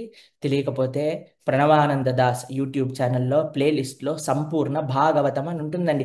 ఆ భాగవతాన్ని వినండి. అందులో వృత్రాసురుడిని పెద్ద అసురుడు డామ్ అని పడిపోతాడు. ఎందుకు సుఖదేవ గోస్వామి వృత్రాసురుడితో పోల్చాడు తెలుసా అండి? వృత్రాసురుడు కూడా చాలా పెద్దవాడండి. ఇంకో విశేషం ఏంటో తెలుసా అండి? వృత్రాసురుడు చనిపోయాక కూడా భగవంతుని చేరుకున్నాడు. పూతనని ప్రాణాన్ని హరించాక కూడా పూతన కూడా భగవంతుని చేరుకున్నది.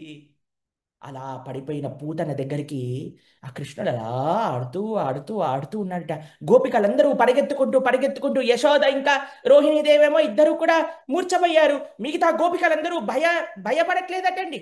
అసలు భయమే లేదటండి. ఇంత పెద్ద అసురుడు ఎక్కడైనా పడిపోతే ఎలా ఉంటుందండి? మీకు ఆ విషయం తెలుసా? ఎక్కడైనా అనర్థం జరిగిందనుకోండి, ఎక్కడైనా యాక్సిడెంట్ జరిగిందనుకోండి, వెంటనే లైవ్ రిపోర్టింగ్, బ్రేకింగ్ న్యూస్, ఇది చూడండి అని లైవ్ రిపోర్టింగ్ చేస్తారు కదా. అలా సుఖదేవ గోస్వామి చెప్తున్నారనమాట. పూతన ఎలా ఉందట అంటే తన యొక్క నాసికా రంధ్రములు ఎలా ఉన్నాయట అంటే పెద్ద పెద్ద పర్వత గుహల్లాగా ఉన్నాయటండి. దాని తర్వాత పూతన యొక్క గోర్లు ఎలా ఉన్నాయట అంటే హలధరు అంటాం కదండి. బలరాముణ్ణి హలం పట్టుకుంటారు కదా, ఆ హలంలా ఉన్నాయటండి పూతన యొక్క గోర్లన్నీ కూడా. దాని తర్వాత పూతన యొక్క కడుపు ఎలా ఉందట అంటే ఎండిపోయిన సరస్సులా ఉందటండి. దాని తర్వాత పూతనని చూస్తేనే అసలు ఇలా రంగురంగుల జుట్లతో ఇలా పడిపోయి ఇలా కళ్ళు తేలేసి మరణించిందట. ఆ పూతన పైన కృష్ణుడేమో ఆనందంగా అటు ఇటు ఇటు అటు ఆడుకుంటున్నాడట. ఎంత ఆశ్చర్యం, ఎంత ఆశ్చర్యం చెప్పండి అసలు. ఈ బృందావనంలో ఉండే గోపికలందరూ కూడా పరిగెత్తి వెంటనే కృష్ణుని పట్టేసుకొని, అయ్యో కృష్ణయ్య ఏమైందిరా నీకు? మయ్యా భగవంతుడి దయ వల్ల నువ్వు కాపాడబడ్డావు తండ్రి, రండి నాన్న నీకు దిష్టి తీస్తాను అని తీసుకెళ్ళి కృష్ణుని వెంటనే ఏం చేశారట తెలుసా అండి? వెంటనే ఆవుల యొక్క తోక తీసి ఇలా ఇలా కృష్ణుడి చుట్టూ ఇలా ఇలా తిప్పుతూ తిప్పుతూ దిష్టి తీసేశారట. మన దగ్గర ఆవులు ఉంటాయి కదండి, ఆవుల తోకతో దిష్టి తిప్పగలుగుతాము. మన దగ్గర ఒకటే తోక ఉంది. ఆ తోక ఏంటో మీకు తెలుసు. ఆ తోక తప్ప ఇంకా ఏ తోకలు ఇంట్లో తెలియట్లేదు. ఆవు యొక్క తోక ఆవు ఉంటే తోకతో తిప్పచ్చు కదండి చక్కగా. ఆవుతో తిప్పేశారట. వెంటనే ఏం చేశారు తెలుసా అండి? గోమూత్రంతో స్నానం చేయించారటండి కృష్ణుడికి. ఎందుకంటే ఎక్కడైనా ఆ రాక్షసి ఏమైనా గీరినా కరిచినా అన్నీ డిస్ఇన్ఫెక్టెంట్ అండి. గోమూత్రంతో స్నానం చేయించారట. తర్వాత వెంటనే గోమయాన్ని తీసుకొని చక్కగా తిలకం పెట్టారటండి. అయ్యా నారాయణుడు రక్షించుగాక, కేశవుడు రక్షించుగాక, మాధవుడు రక్షించుగాక, గోవిందుడు రక్షించుగాక. ఎవరికండి? ఆ మాధవుడికే, ఆ నారాయణుడికే, ఆ కేశవుడికే. నిన్ను ఇది రక్షించుగా కానీ గోమయంతో తిలకం పెట్టారటండి. గోధూళిని తీసి కృష్ణుడి పైన పెట్టారటండి. స్వామి నిన్ను రక్షించుగా కానీ గోపికలే కవచాన్ని చదువుతూ స్వామికి అలంకరణ చేస్తున్నారట, స్వామికి ఇది చేస్తున్నారట, స్వామికి దిష్టి తీస్తున్నారట. అయ్యా తండ్రి, ఏ భగవంతుడు ఏం పుణ్యం చేశామో అయ్యా, నువ్వు ఈరోజు ఇలా నువ్వు నీ కష్టం నుంచి బయటపడ్డావు. అసలు రాక్షసి భగవంతుడి దయ వల్ల ఆ రాక్షసి చనిపోయింది. కృష్ణుడు అనుకోవట్లేదండి వాళ్ళు. ఎంత అమాయకం అంటే మా కృష్ణుడిని భగవంతుడు రక్షించారు. ఇది ప్రేమ అంటే అండి. ఇది ప్రేమ. ఇది వ్రజవాసులకు ఉండే ప్రేమ అండి. ఈ ప్రేమనే మనకు కావాలండి కృష్ణుడి పట్ల. అంత లోపల నంద మహారాజు నడుస్తూ నడుస్తూ వస్తున్నారట. చూసేసరికి పెద్ద రాక్షసి. అమ్మో, ఇంత పెద్ద రాక్షస! ఈ ఉపద్రవం గురించేనా వసుదేవుడు నాకు చెప్పింది అని వచ్చి చూసేసరికి రోహిణీదేవి, యశోదమ్మ ఇద్దరు కూడా కృష్ణుడికి చక్కగా యశోదమ్మ పాలు పట్టించిందట. వాళ్ళిద్దరు కూడా ఆడించి ఆడించి కృష్ణుడు పడుకుంటున్నాడట. ఇక అంతలోపల నందమహారాజు వచ్చి ఇప్పుడు పూతనని ఏం చేయాలి అనగానే పూతనని మొత్తం రంపాలతో, ఆ గోపాల బాలందరూ రంపాలతో కోసి కోసి చిన్న చిన్న ముక్కలు చేసి చేసి ఆ ముక్కలన్నింటినీ తీసుకొచ్చి కాల్చేస్తున్నారటండి. ఎండుటి కర్రలన్నీ అక్కడిక్కడ పడిపోయి ఉంటే ఆ ఎండిపోయిన కర్రలన్నీ పెట్టి కాలుస్తూ ఉంటే ఏమి వాసన వస్తుంది తెలుసా అంటే అండి, ఈ ప్రపంచంలో ఏ ఫ్రేగ్రెన్స్, ఏ సువాసన ఆ సువాసన ముందు పనికిరాదటండి. అలాంటి సువాసనలు వెరజల్లుతున్నాయట ఎప్పుడైతే పూతన యొక్క శరీరాన్ని కాల్చేస్తున్నారు. ఎందుకో తెలుసా అండి? అంత రాక్షసి, అంత అంత చెడు యోని నుంచి వచ్చిన ఆ పూతన కూడా భగవంతుడి యొక్క స్పర్శ మాత్రం చేత అంత పవిత్రమైపోయింది, అంత సువాసన భరితమైపోయింది పూతనకి ఎటువంటి స్థానాన్ని ఇచ్చాడట భగవంతుడు, ఎలాంటి కృప చూపించాడంట భగవంతుడు. అసలు పూతనకి ఇచ్చిన దయ ఎటువంటిది, పూతనకి ఇచ్చిన డెస్టినేషన్ ఎటువంటిది? 37, 38 శ్లోకాలు ఒకసారి చదువుదాం. దాని తర్వాత పూతన అంత గొప్ప పాత్రత ఎలా పొందిందో తెలుసుకునే ప్రయత్నం చేద్దాం ఒకసారి. పద్భ్యాం భక్త హృదిస్థాభ్యాం వంద్యాభ్యాం లోకవందితైః అంగం యస్యాః సమాక్రమ్య భగవానపి తత్స్థనం యాతు ధాన్యపి సా స్వర్గం మవాప జననీ గతం కృష్ణభుక్తస్తన క్షీరాః కిము గావోను మాతరః. పూర్ణ పురుషోత్తముడగు శ్రీకృష్ణుడు విశుద్ధ భక్తుని హృదయం నందు సదా విరాజమానుడై ఉండును. బ్రహ్మరుద్రుల వంటి పూజనీయులచే ఎల్లప్పుడూ స్తుతింపబడును. అట్టి దేవాది దేవుడు పూతన శరీరమును ఆలింగనం చేసుకొని స్తన్యపానమును చేసిన కారణమున అది రాక్షసి అయినప్పటికీ ఆధ్యాత్మిక జగత్తులో మాతృస్థానమును పడిసినదై మహోన్నతమగు పూర్ణత్వమును సాధించెను. అయినచో శ్రీకృష్ణుడు పరమ ఆనందముతో ఏ గోవుల స్తన్యమును పానము చేసెనో, ఏ గోవులు తల్లి వలె అనురాగముతో మహదానందముగా క్షీరము నొసిగినవో వాటిని గూర్చి చెప్పునది ఏమున్నది? ఎంత వైభవం అండి అసలు. విషాన్ని ఇవ్వడానికి వచ్చిన పూతనకి భగవానుడు తల్లి స్థానాన్ని ఇచ్చాడటండి. ఆయన కంటే కృప కలిగిన వాడు, ఆయన కంటే దయగలిగిన వాడు ఇంకొకడు ఉంటాడా అండి? ఆ?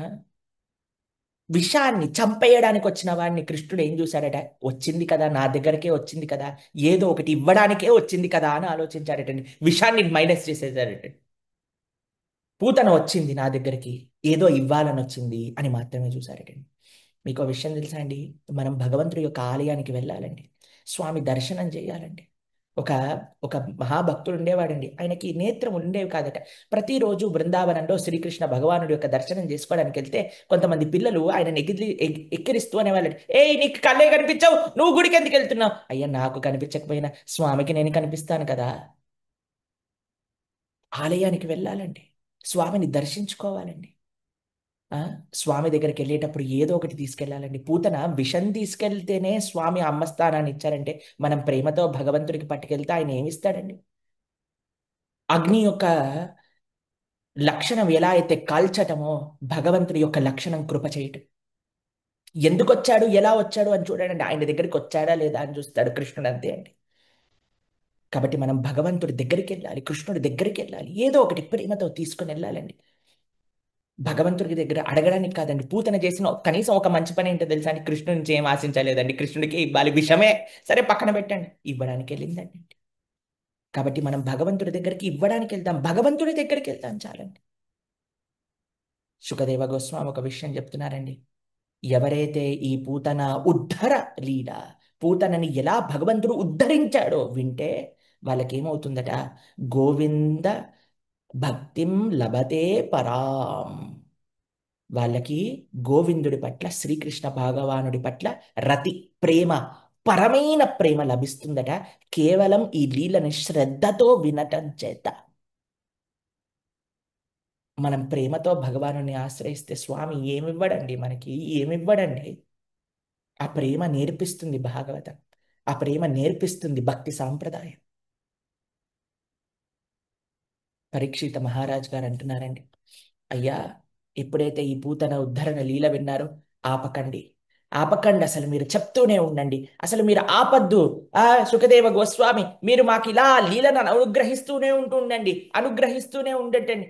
ఏవైతే కృష్ణలీలలు వినటం వల్ల ఎటువంటి ఫలితములు కలుగుతాయి అని పరీక్షిత మహారాజ్ గారు 7వ అధ్యాయంలో 1-2 శ్లోకములలో ఉపదేశం చేస్తున్నారు. ఒకసారి ఆ 1-2 శ్లోకములు చదువుదాం.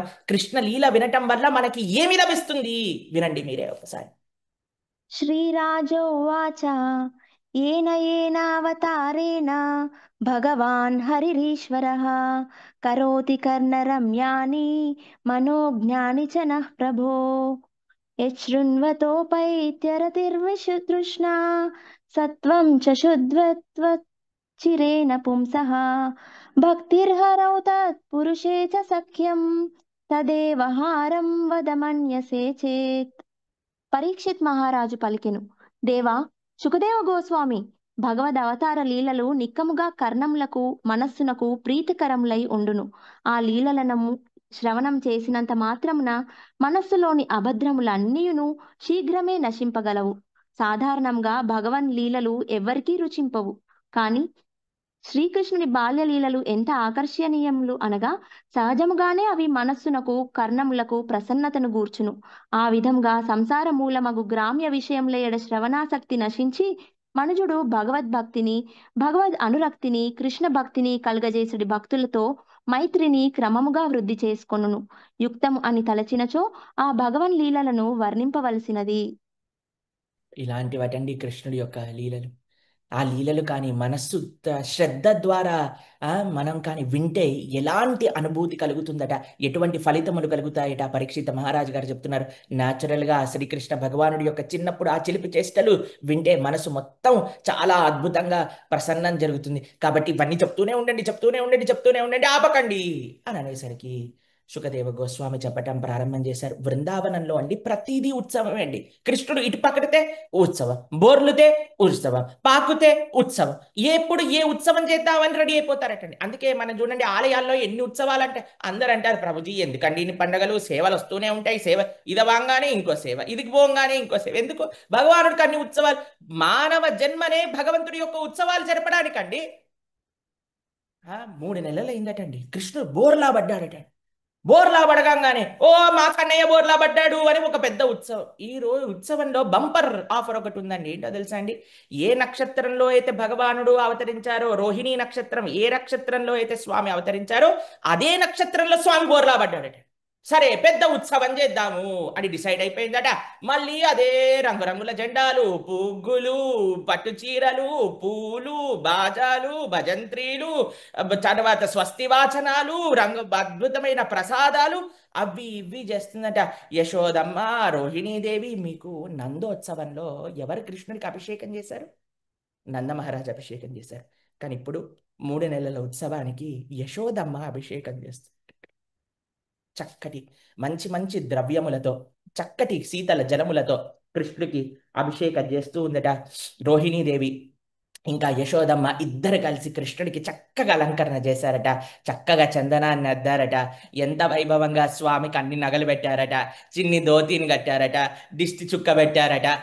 దాని తర్వాత ఏం చేస్తున్నారట తెలుసా అండి? వెంటనే దానం ఇవ్వటం ప్రారంభం చేస్తున్నారటండి. ఒక్కొక్కళ్ళు వస్తున్నారట, దానం తీసుకుంటున్నారట, ముందుకెళ్తున్నారట. ఒక్కొక్కళ్ళు వస్తున్నారట, దానం తీసుకుంటున్నారట, ముందుకెళ్తున్నారట. వస్తున్నారు, దానం తీసుకుంటున్నారు, ముందుకెళ్తున్నారు. కృష్ణుడు చూస్తున్నాడు, చూస్తున్నాడు. అందరు లైన్లో రావటం, తీసుకోవటం, వెళ్ళిపోవటం. కొద్దిసేపు అయినాక చాలా బోర్ వచ్చిందట అండి. కృష్ణుడికి బోర్ కొట్టించే అంత దానం ఇచ్చేస్తున్నారట. మిమ్మల్ని ఏమైనా మేము బోర్ కొట్టిస్తున్నామా అండి? లేదు కదా. సంతోషం. అయితే జాగ్రత్తగా విందాం. ఇంకా 2-3 లీలలు బాకీగా ఉన్నాయండి. జాగ్రత్తగా వినండి. కృష్ణుడికి బోర్ కొట్టింది కానీ కృష్ణుడి గురించి వింటే మనకి బోర్ కొట్టకూడదండి. ఆ దానం ఇవ్వటం. మీకు విషయం తెలుసా అండి? ఒక్కొక్క వస్తువుకి ఒక్కొక్క రకంగా శుద్ధీకరణ జరుగుతుందట. ఇప్పుడు ఒక ప్రాంతం ఉందనుకోండి, ఆ ప్రాంతానికి ఎలా, ఇప్పుడు ఒక నేల ఉందనుకోండి, దాన్ని శుద్ధి చేయాలంటే ఎలా?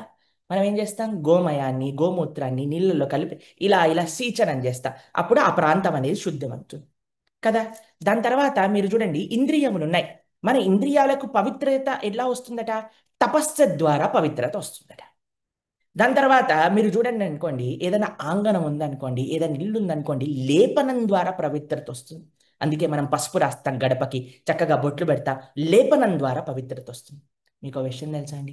జీవుడికి సంస్కారముల ద్వారా పవిత్రత వస్తుందట. అలానే మనము ఆర్జించిన డబ్బులకి దానం ద్వారా పవిత్రత వస్తుందట. అందుకే ఎప్పుడైనా సరే మనము మంచి భగవత్ కార్యములకి, మంచి ఆధ్యాత్మిక కార్యక్రమాలకి, లోక సంక్షేమానికి, సమాజ మెరుగుకి దానం ఇవ్వటం మనం నేర్చుకోవాలి. అలా దానానికి ఉండే ఒక సంస్కారం ఏమిటి అనంటే, చక్కగా దాన్ని మన యొక్క ద్రవ్యానికి, మన యొక్క ఐశ్వర్యానికే పవిత్రీకరణ చెందుతుంది. అందుకోసం ఏ ఉత్సవం జరిగినా సరే యశోదానందులు దానం ఇస్తూ ఉండేవారట. పాపం కృష్ణుడు ఇలా అన్నాడట. అనగానే యశోదమ్మ కల్లో పడింది. అయ్యో మా కన్నయ్యకి నిద్ర వస్తుందా, సరే అయితే నిద్రపుచ్చుదాము అని ఇల్లంతా ఎతుకుతుందటండి. ఎక్కడైనా ప్లేస్ ఉందా అంటే అన్ని చోట్ల చుట్టాలేటండి. చుట్టాలు కాయ్ కాయ్ కూ కూ అని చుట్టాలు, వాళ్ళ పిల్లలు, వీళ్ళేమో ముచ్చట్లతో, వీళ్ళేమో ఏడుపులతో. అయ్యో మరి మా కన్నయ్యని ఎక్కడ పడుకోబెడదాము అని ఆలోచించి ఆలోచించి ఆలోచించి ఏం చేసిందట తెలుసా అండి?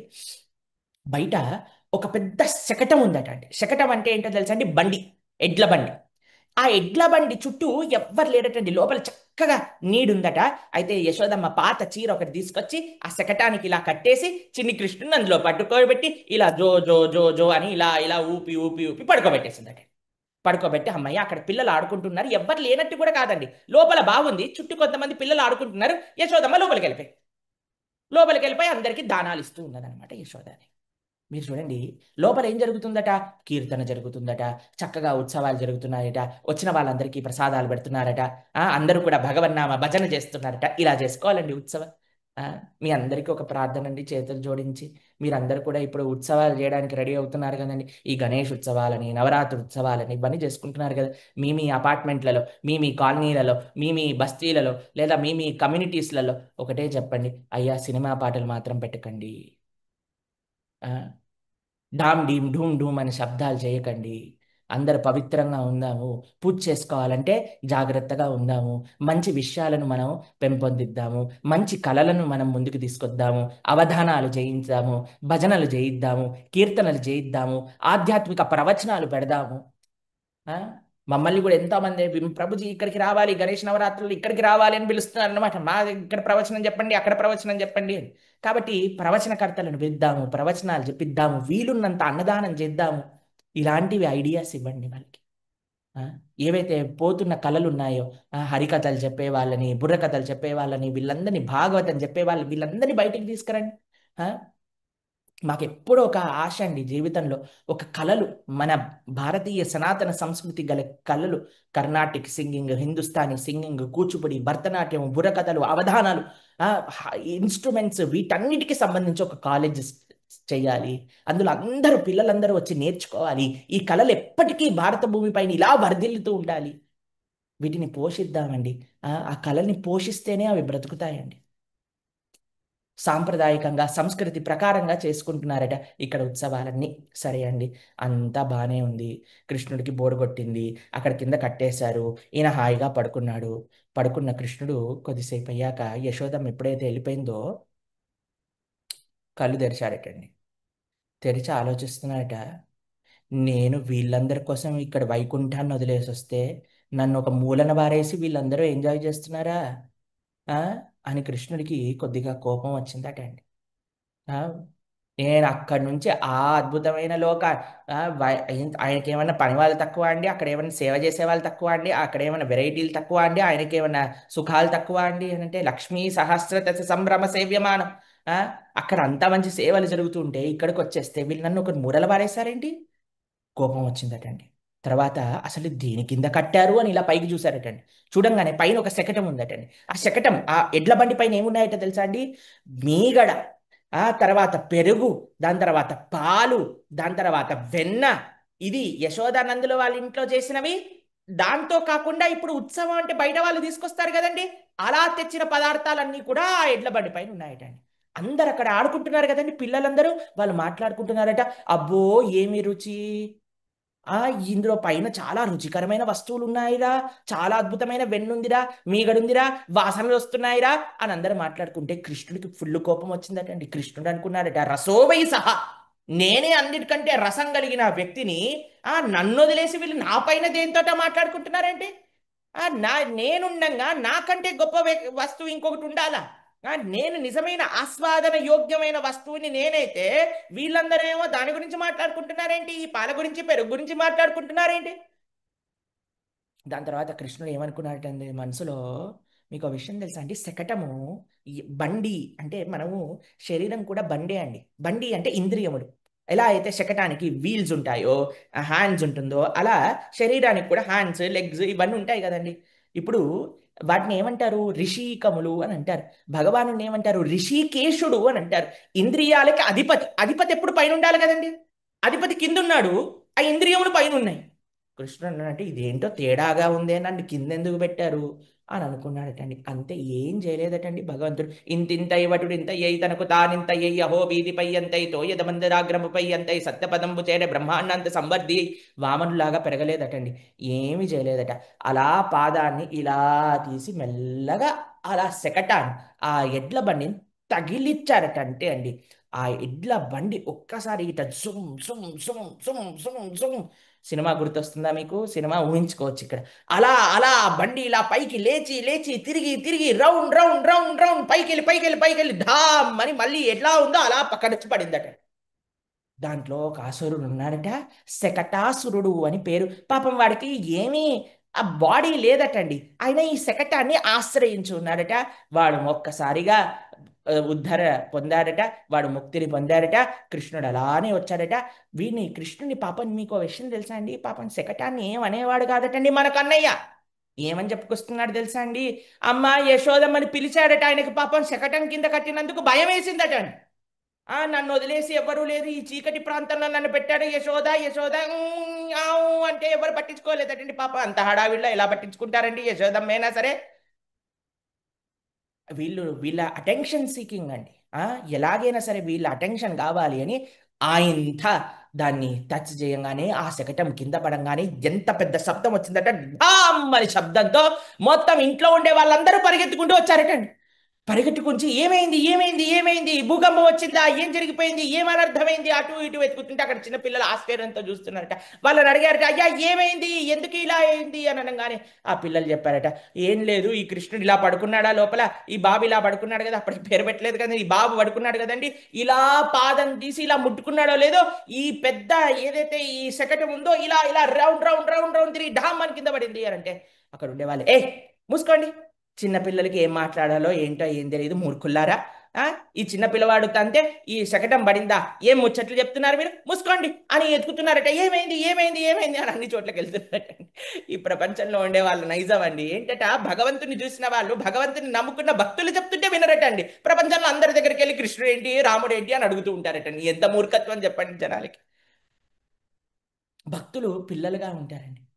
పిల్లవాడికి ఎలాంటి అమాయకపు మనస్తత్వం ఉంటుందో భక్తులు కూడా అలా అమాయక మనస్తత్వం ఉంటుందటండి.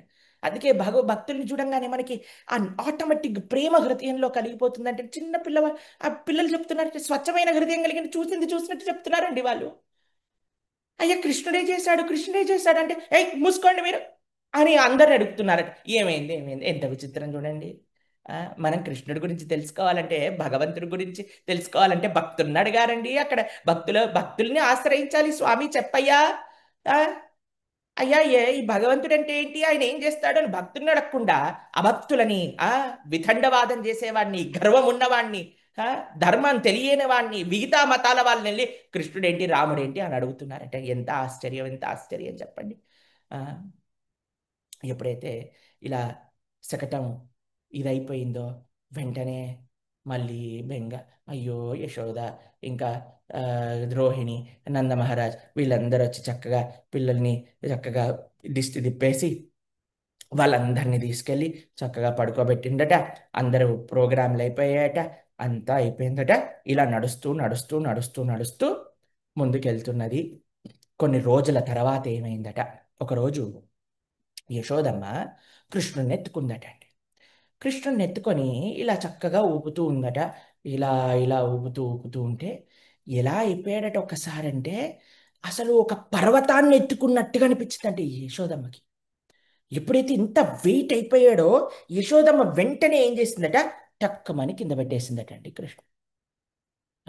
కింద పెట్టేసింది, లోపలికి వెళ్ళింది, ఏదో పనులలో పడిపోయింది. లోపలికి వెళ్ళే ముందు ఒక్కసారి భగవంతుని స్మరించిందట.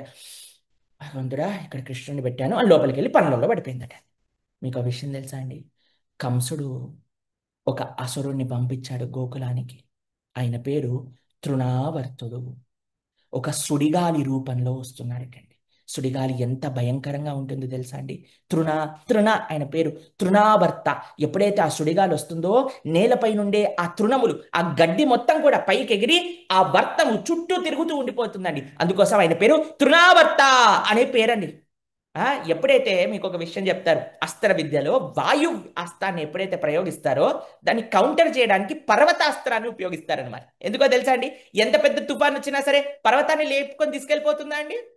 పడదు కదా. అందుకోసం కృష్ణుడు ఈయన వస్తున్నాడని తెలిసి ముందే పర్వతంగా మారిపోయాడట. యశోదమ్మ కింద పెట్టేసిందట. ఎక్కడ పెట్టిందట? నేలపైన పెట్టేసిందటండి. ఎందుకో తెలుసా అండి? నేలని ధర అంటారు. యశోదమ్మ కూడా ధర. ఆవిడ యొక్క పూర్వ జన్మలో ఆవిడ పేరు కూడా ధర. అయితే యశోదమ్మకే ఇచ్చినట్టుగా పృథ్వీ పైన పెట్టేసిందటండి. పెట్టేసి కృష్ణుడు అలా నించున్నారట చక్కగా. మీకు విషయం తెలుసా అండి? ఆ తృణావర్తుడు మొత్తం దుమ్ము ధూళిని ఇలా అందరి ఎవరు కూడా బృందావనంలో చూడలేకపోయారట. గోకులంలో ఎవరు కనిపించేటట. మొత్తం ముఖంలో, మూతిలో, నోట్లో ఎక్కడ పడితే అక్కడ దుమ్ము వచ్చేస్తుందట. అందరు ఇలా ఇలా పెట్టేసుకున్నారట. ఆ తృణావర్తుడు వస్తూ ఉంటే అసలు ఇలా రౌండ్ గా తిరుగుతూ వచ్చేసాడట. ఓ అమాంతంగా కృష్ణుని ఎత్తేసుకున్నాడట. అమాంతంగా కృష్ణుని ఎత్తేసుకుంటే అలా అలా కృష్ణుని పైకి తీసుకెళ్ళిపోతున్నాడట.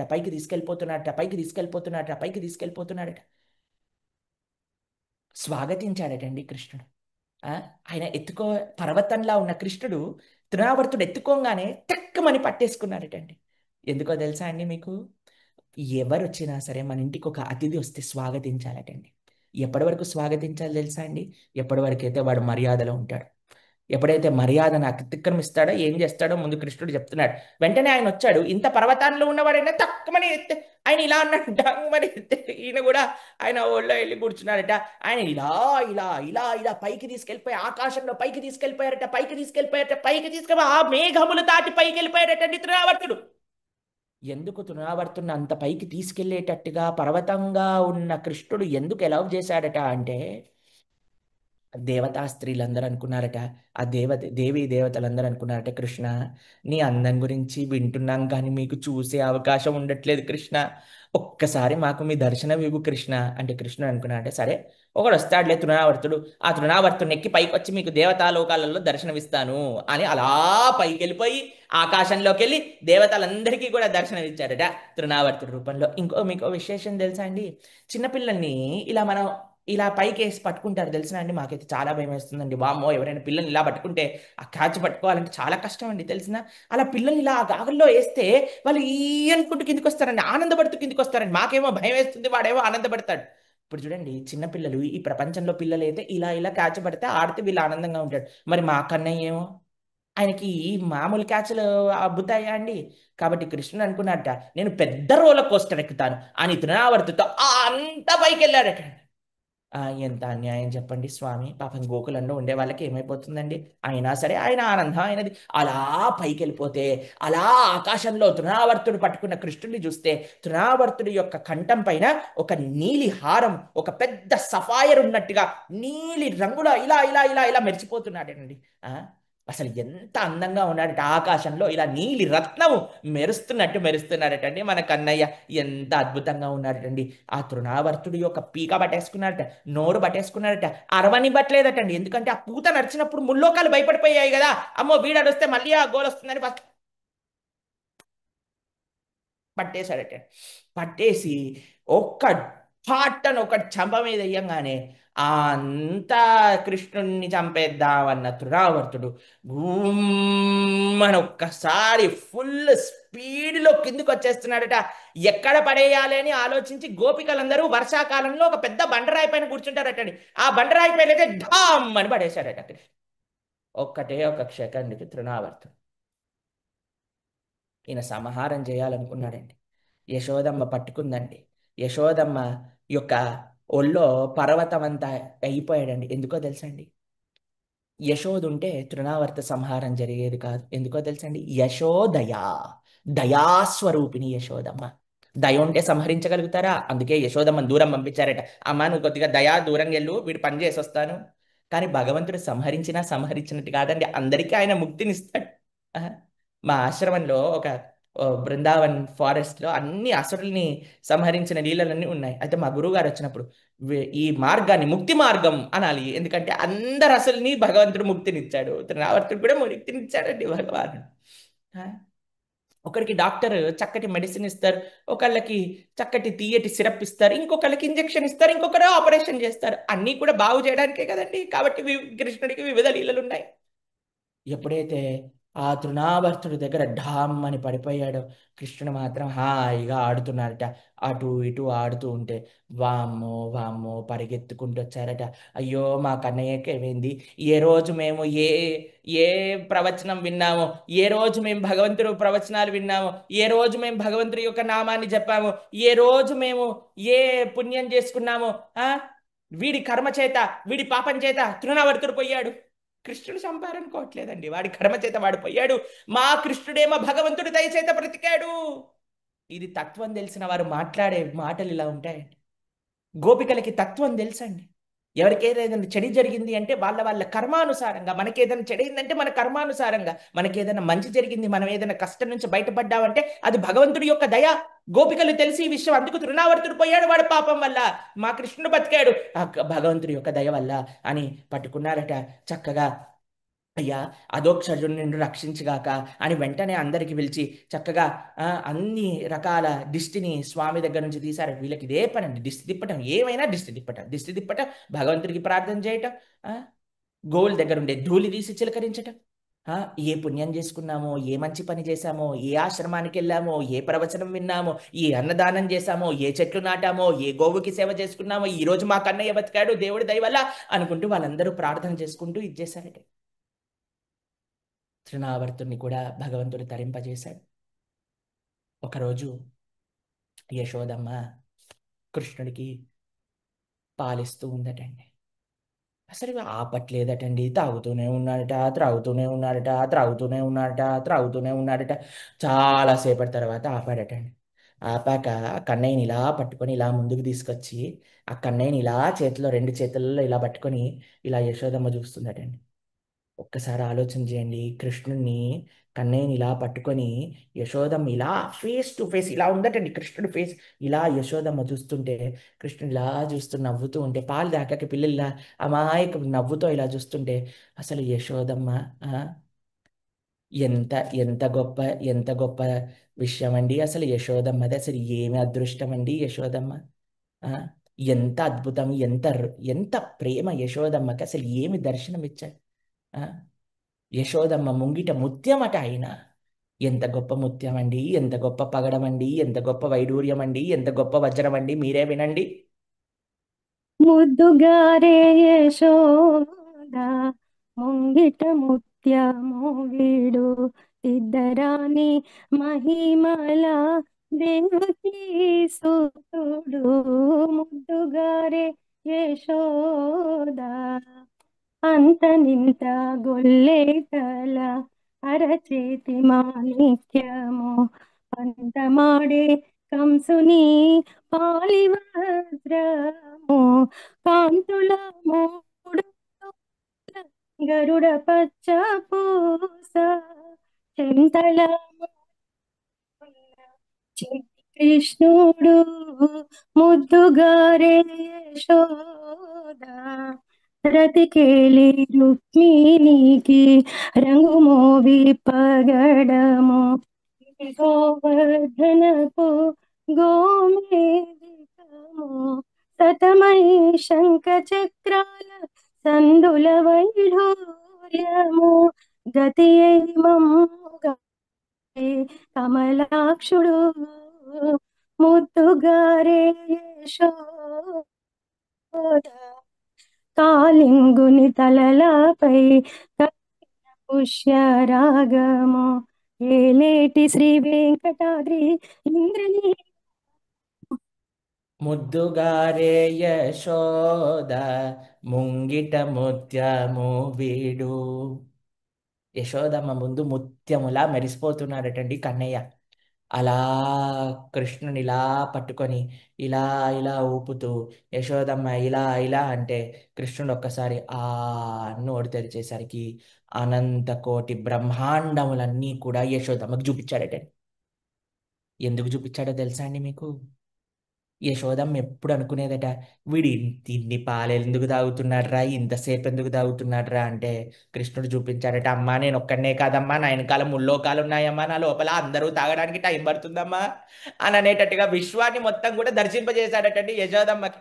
అమ్మ నేను ఒకటే కాదు, ఇంతమంది తాగాలి, చూసుకో, కావాలంటే నువ్వే అని అనుకున్నాడటండి. దాని తర్వాత యశోదమ్మకి ఎప్పుడు ఒక డౌట్ ఉండేదటండి. తిరునావర్తుడు రాకముందు పర్వతంలా మారిపోయాడట కదా, అసలు ఎందుకు వీడు ఇంత వెయిట్గా ఉన్నాడు అని ఎప్పుడు ఆలోచించేదటండి.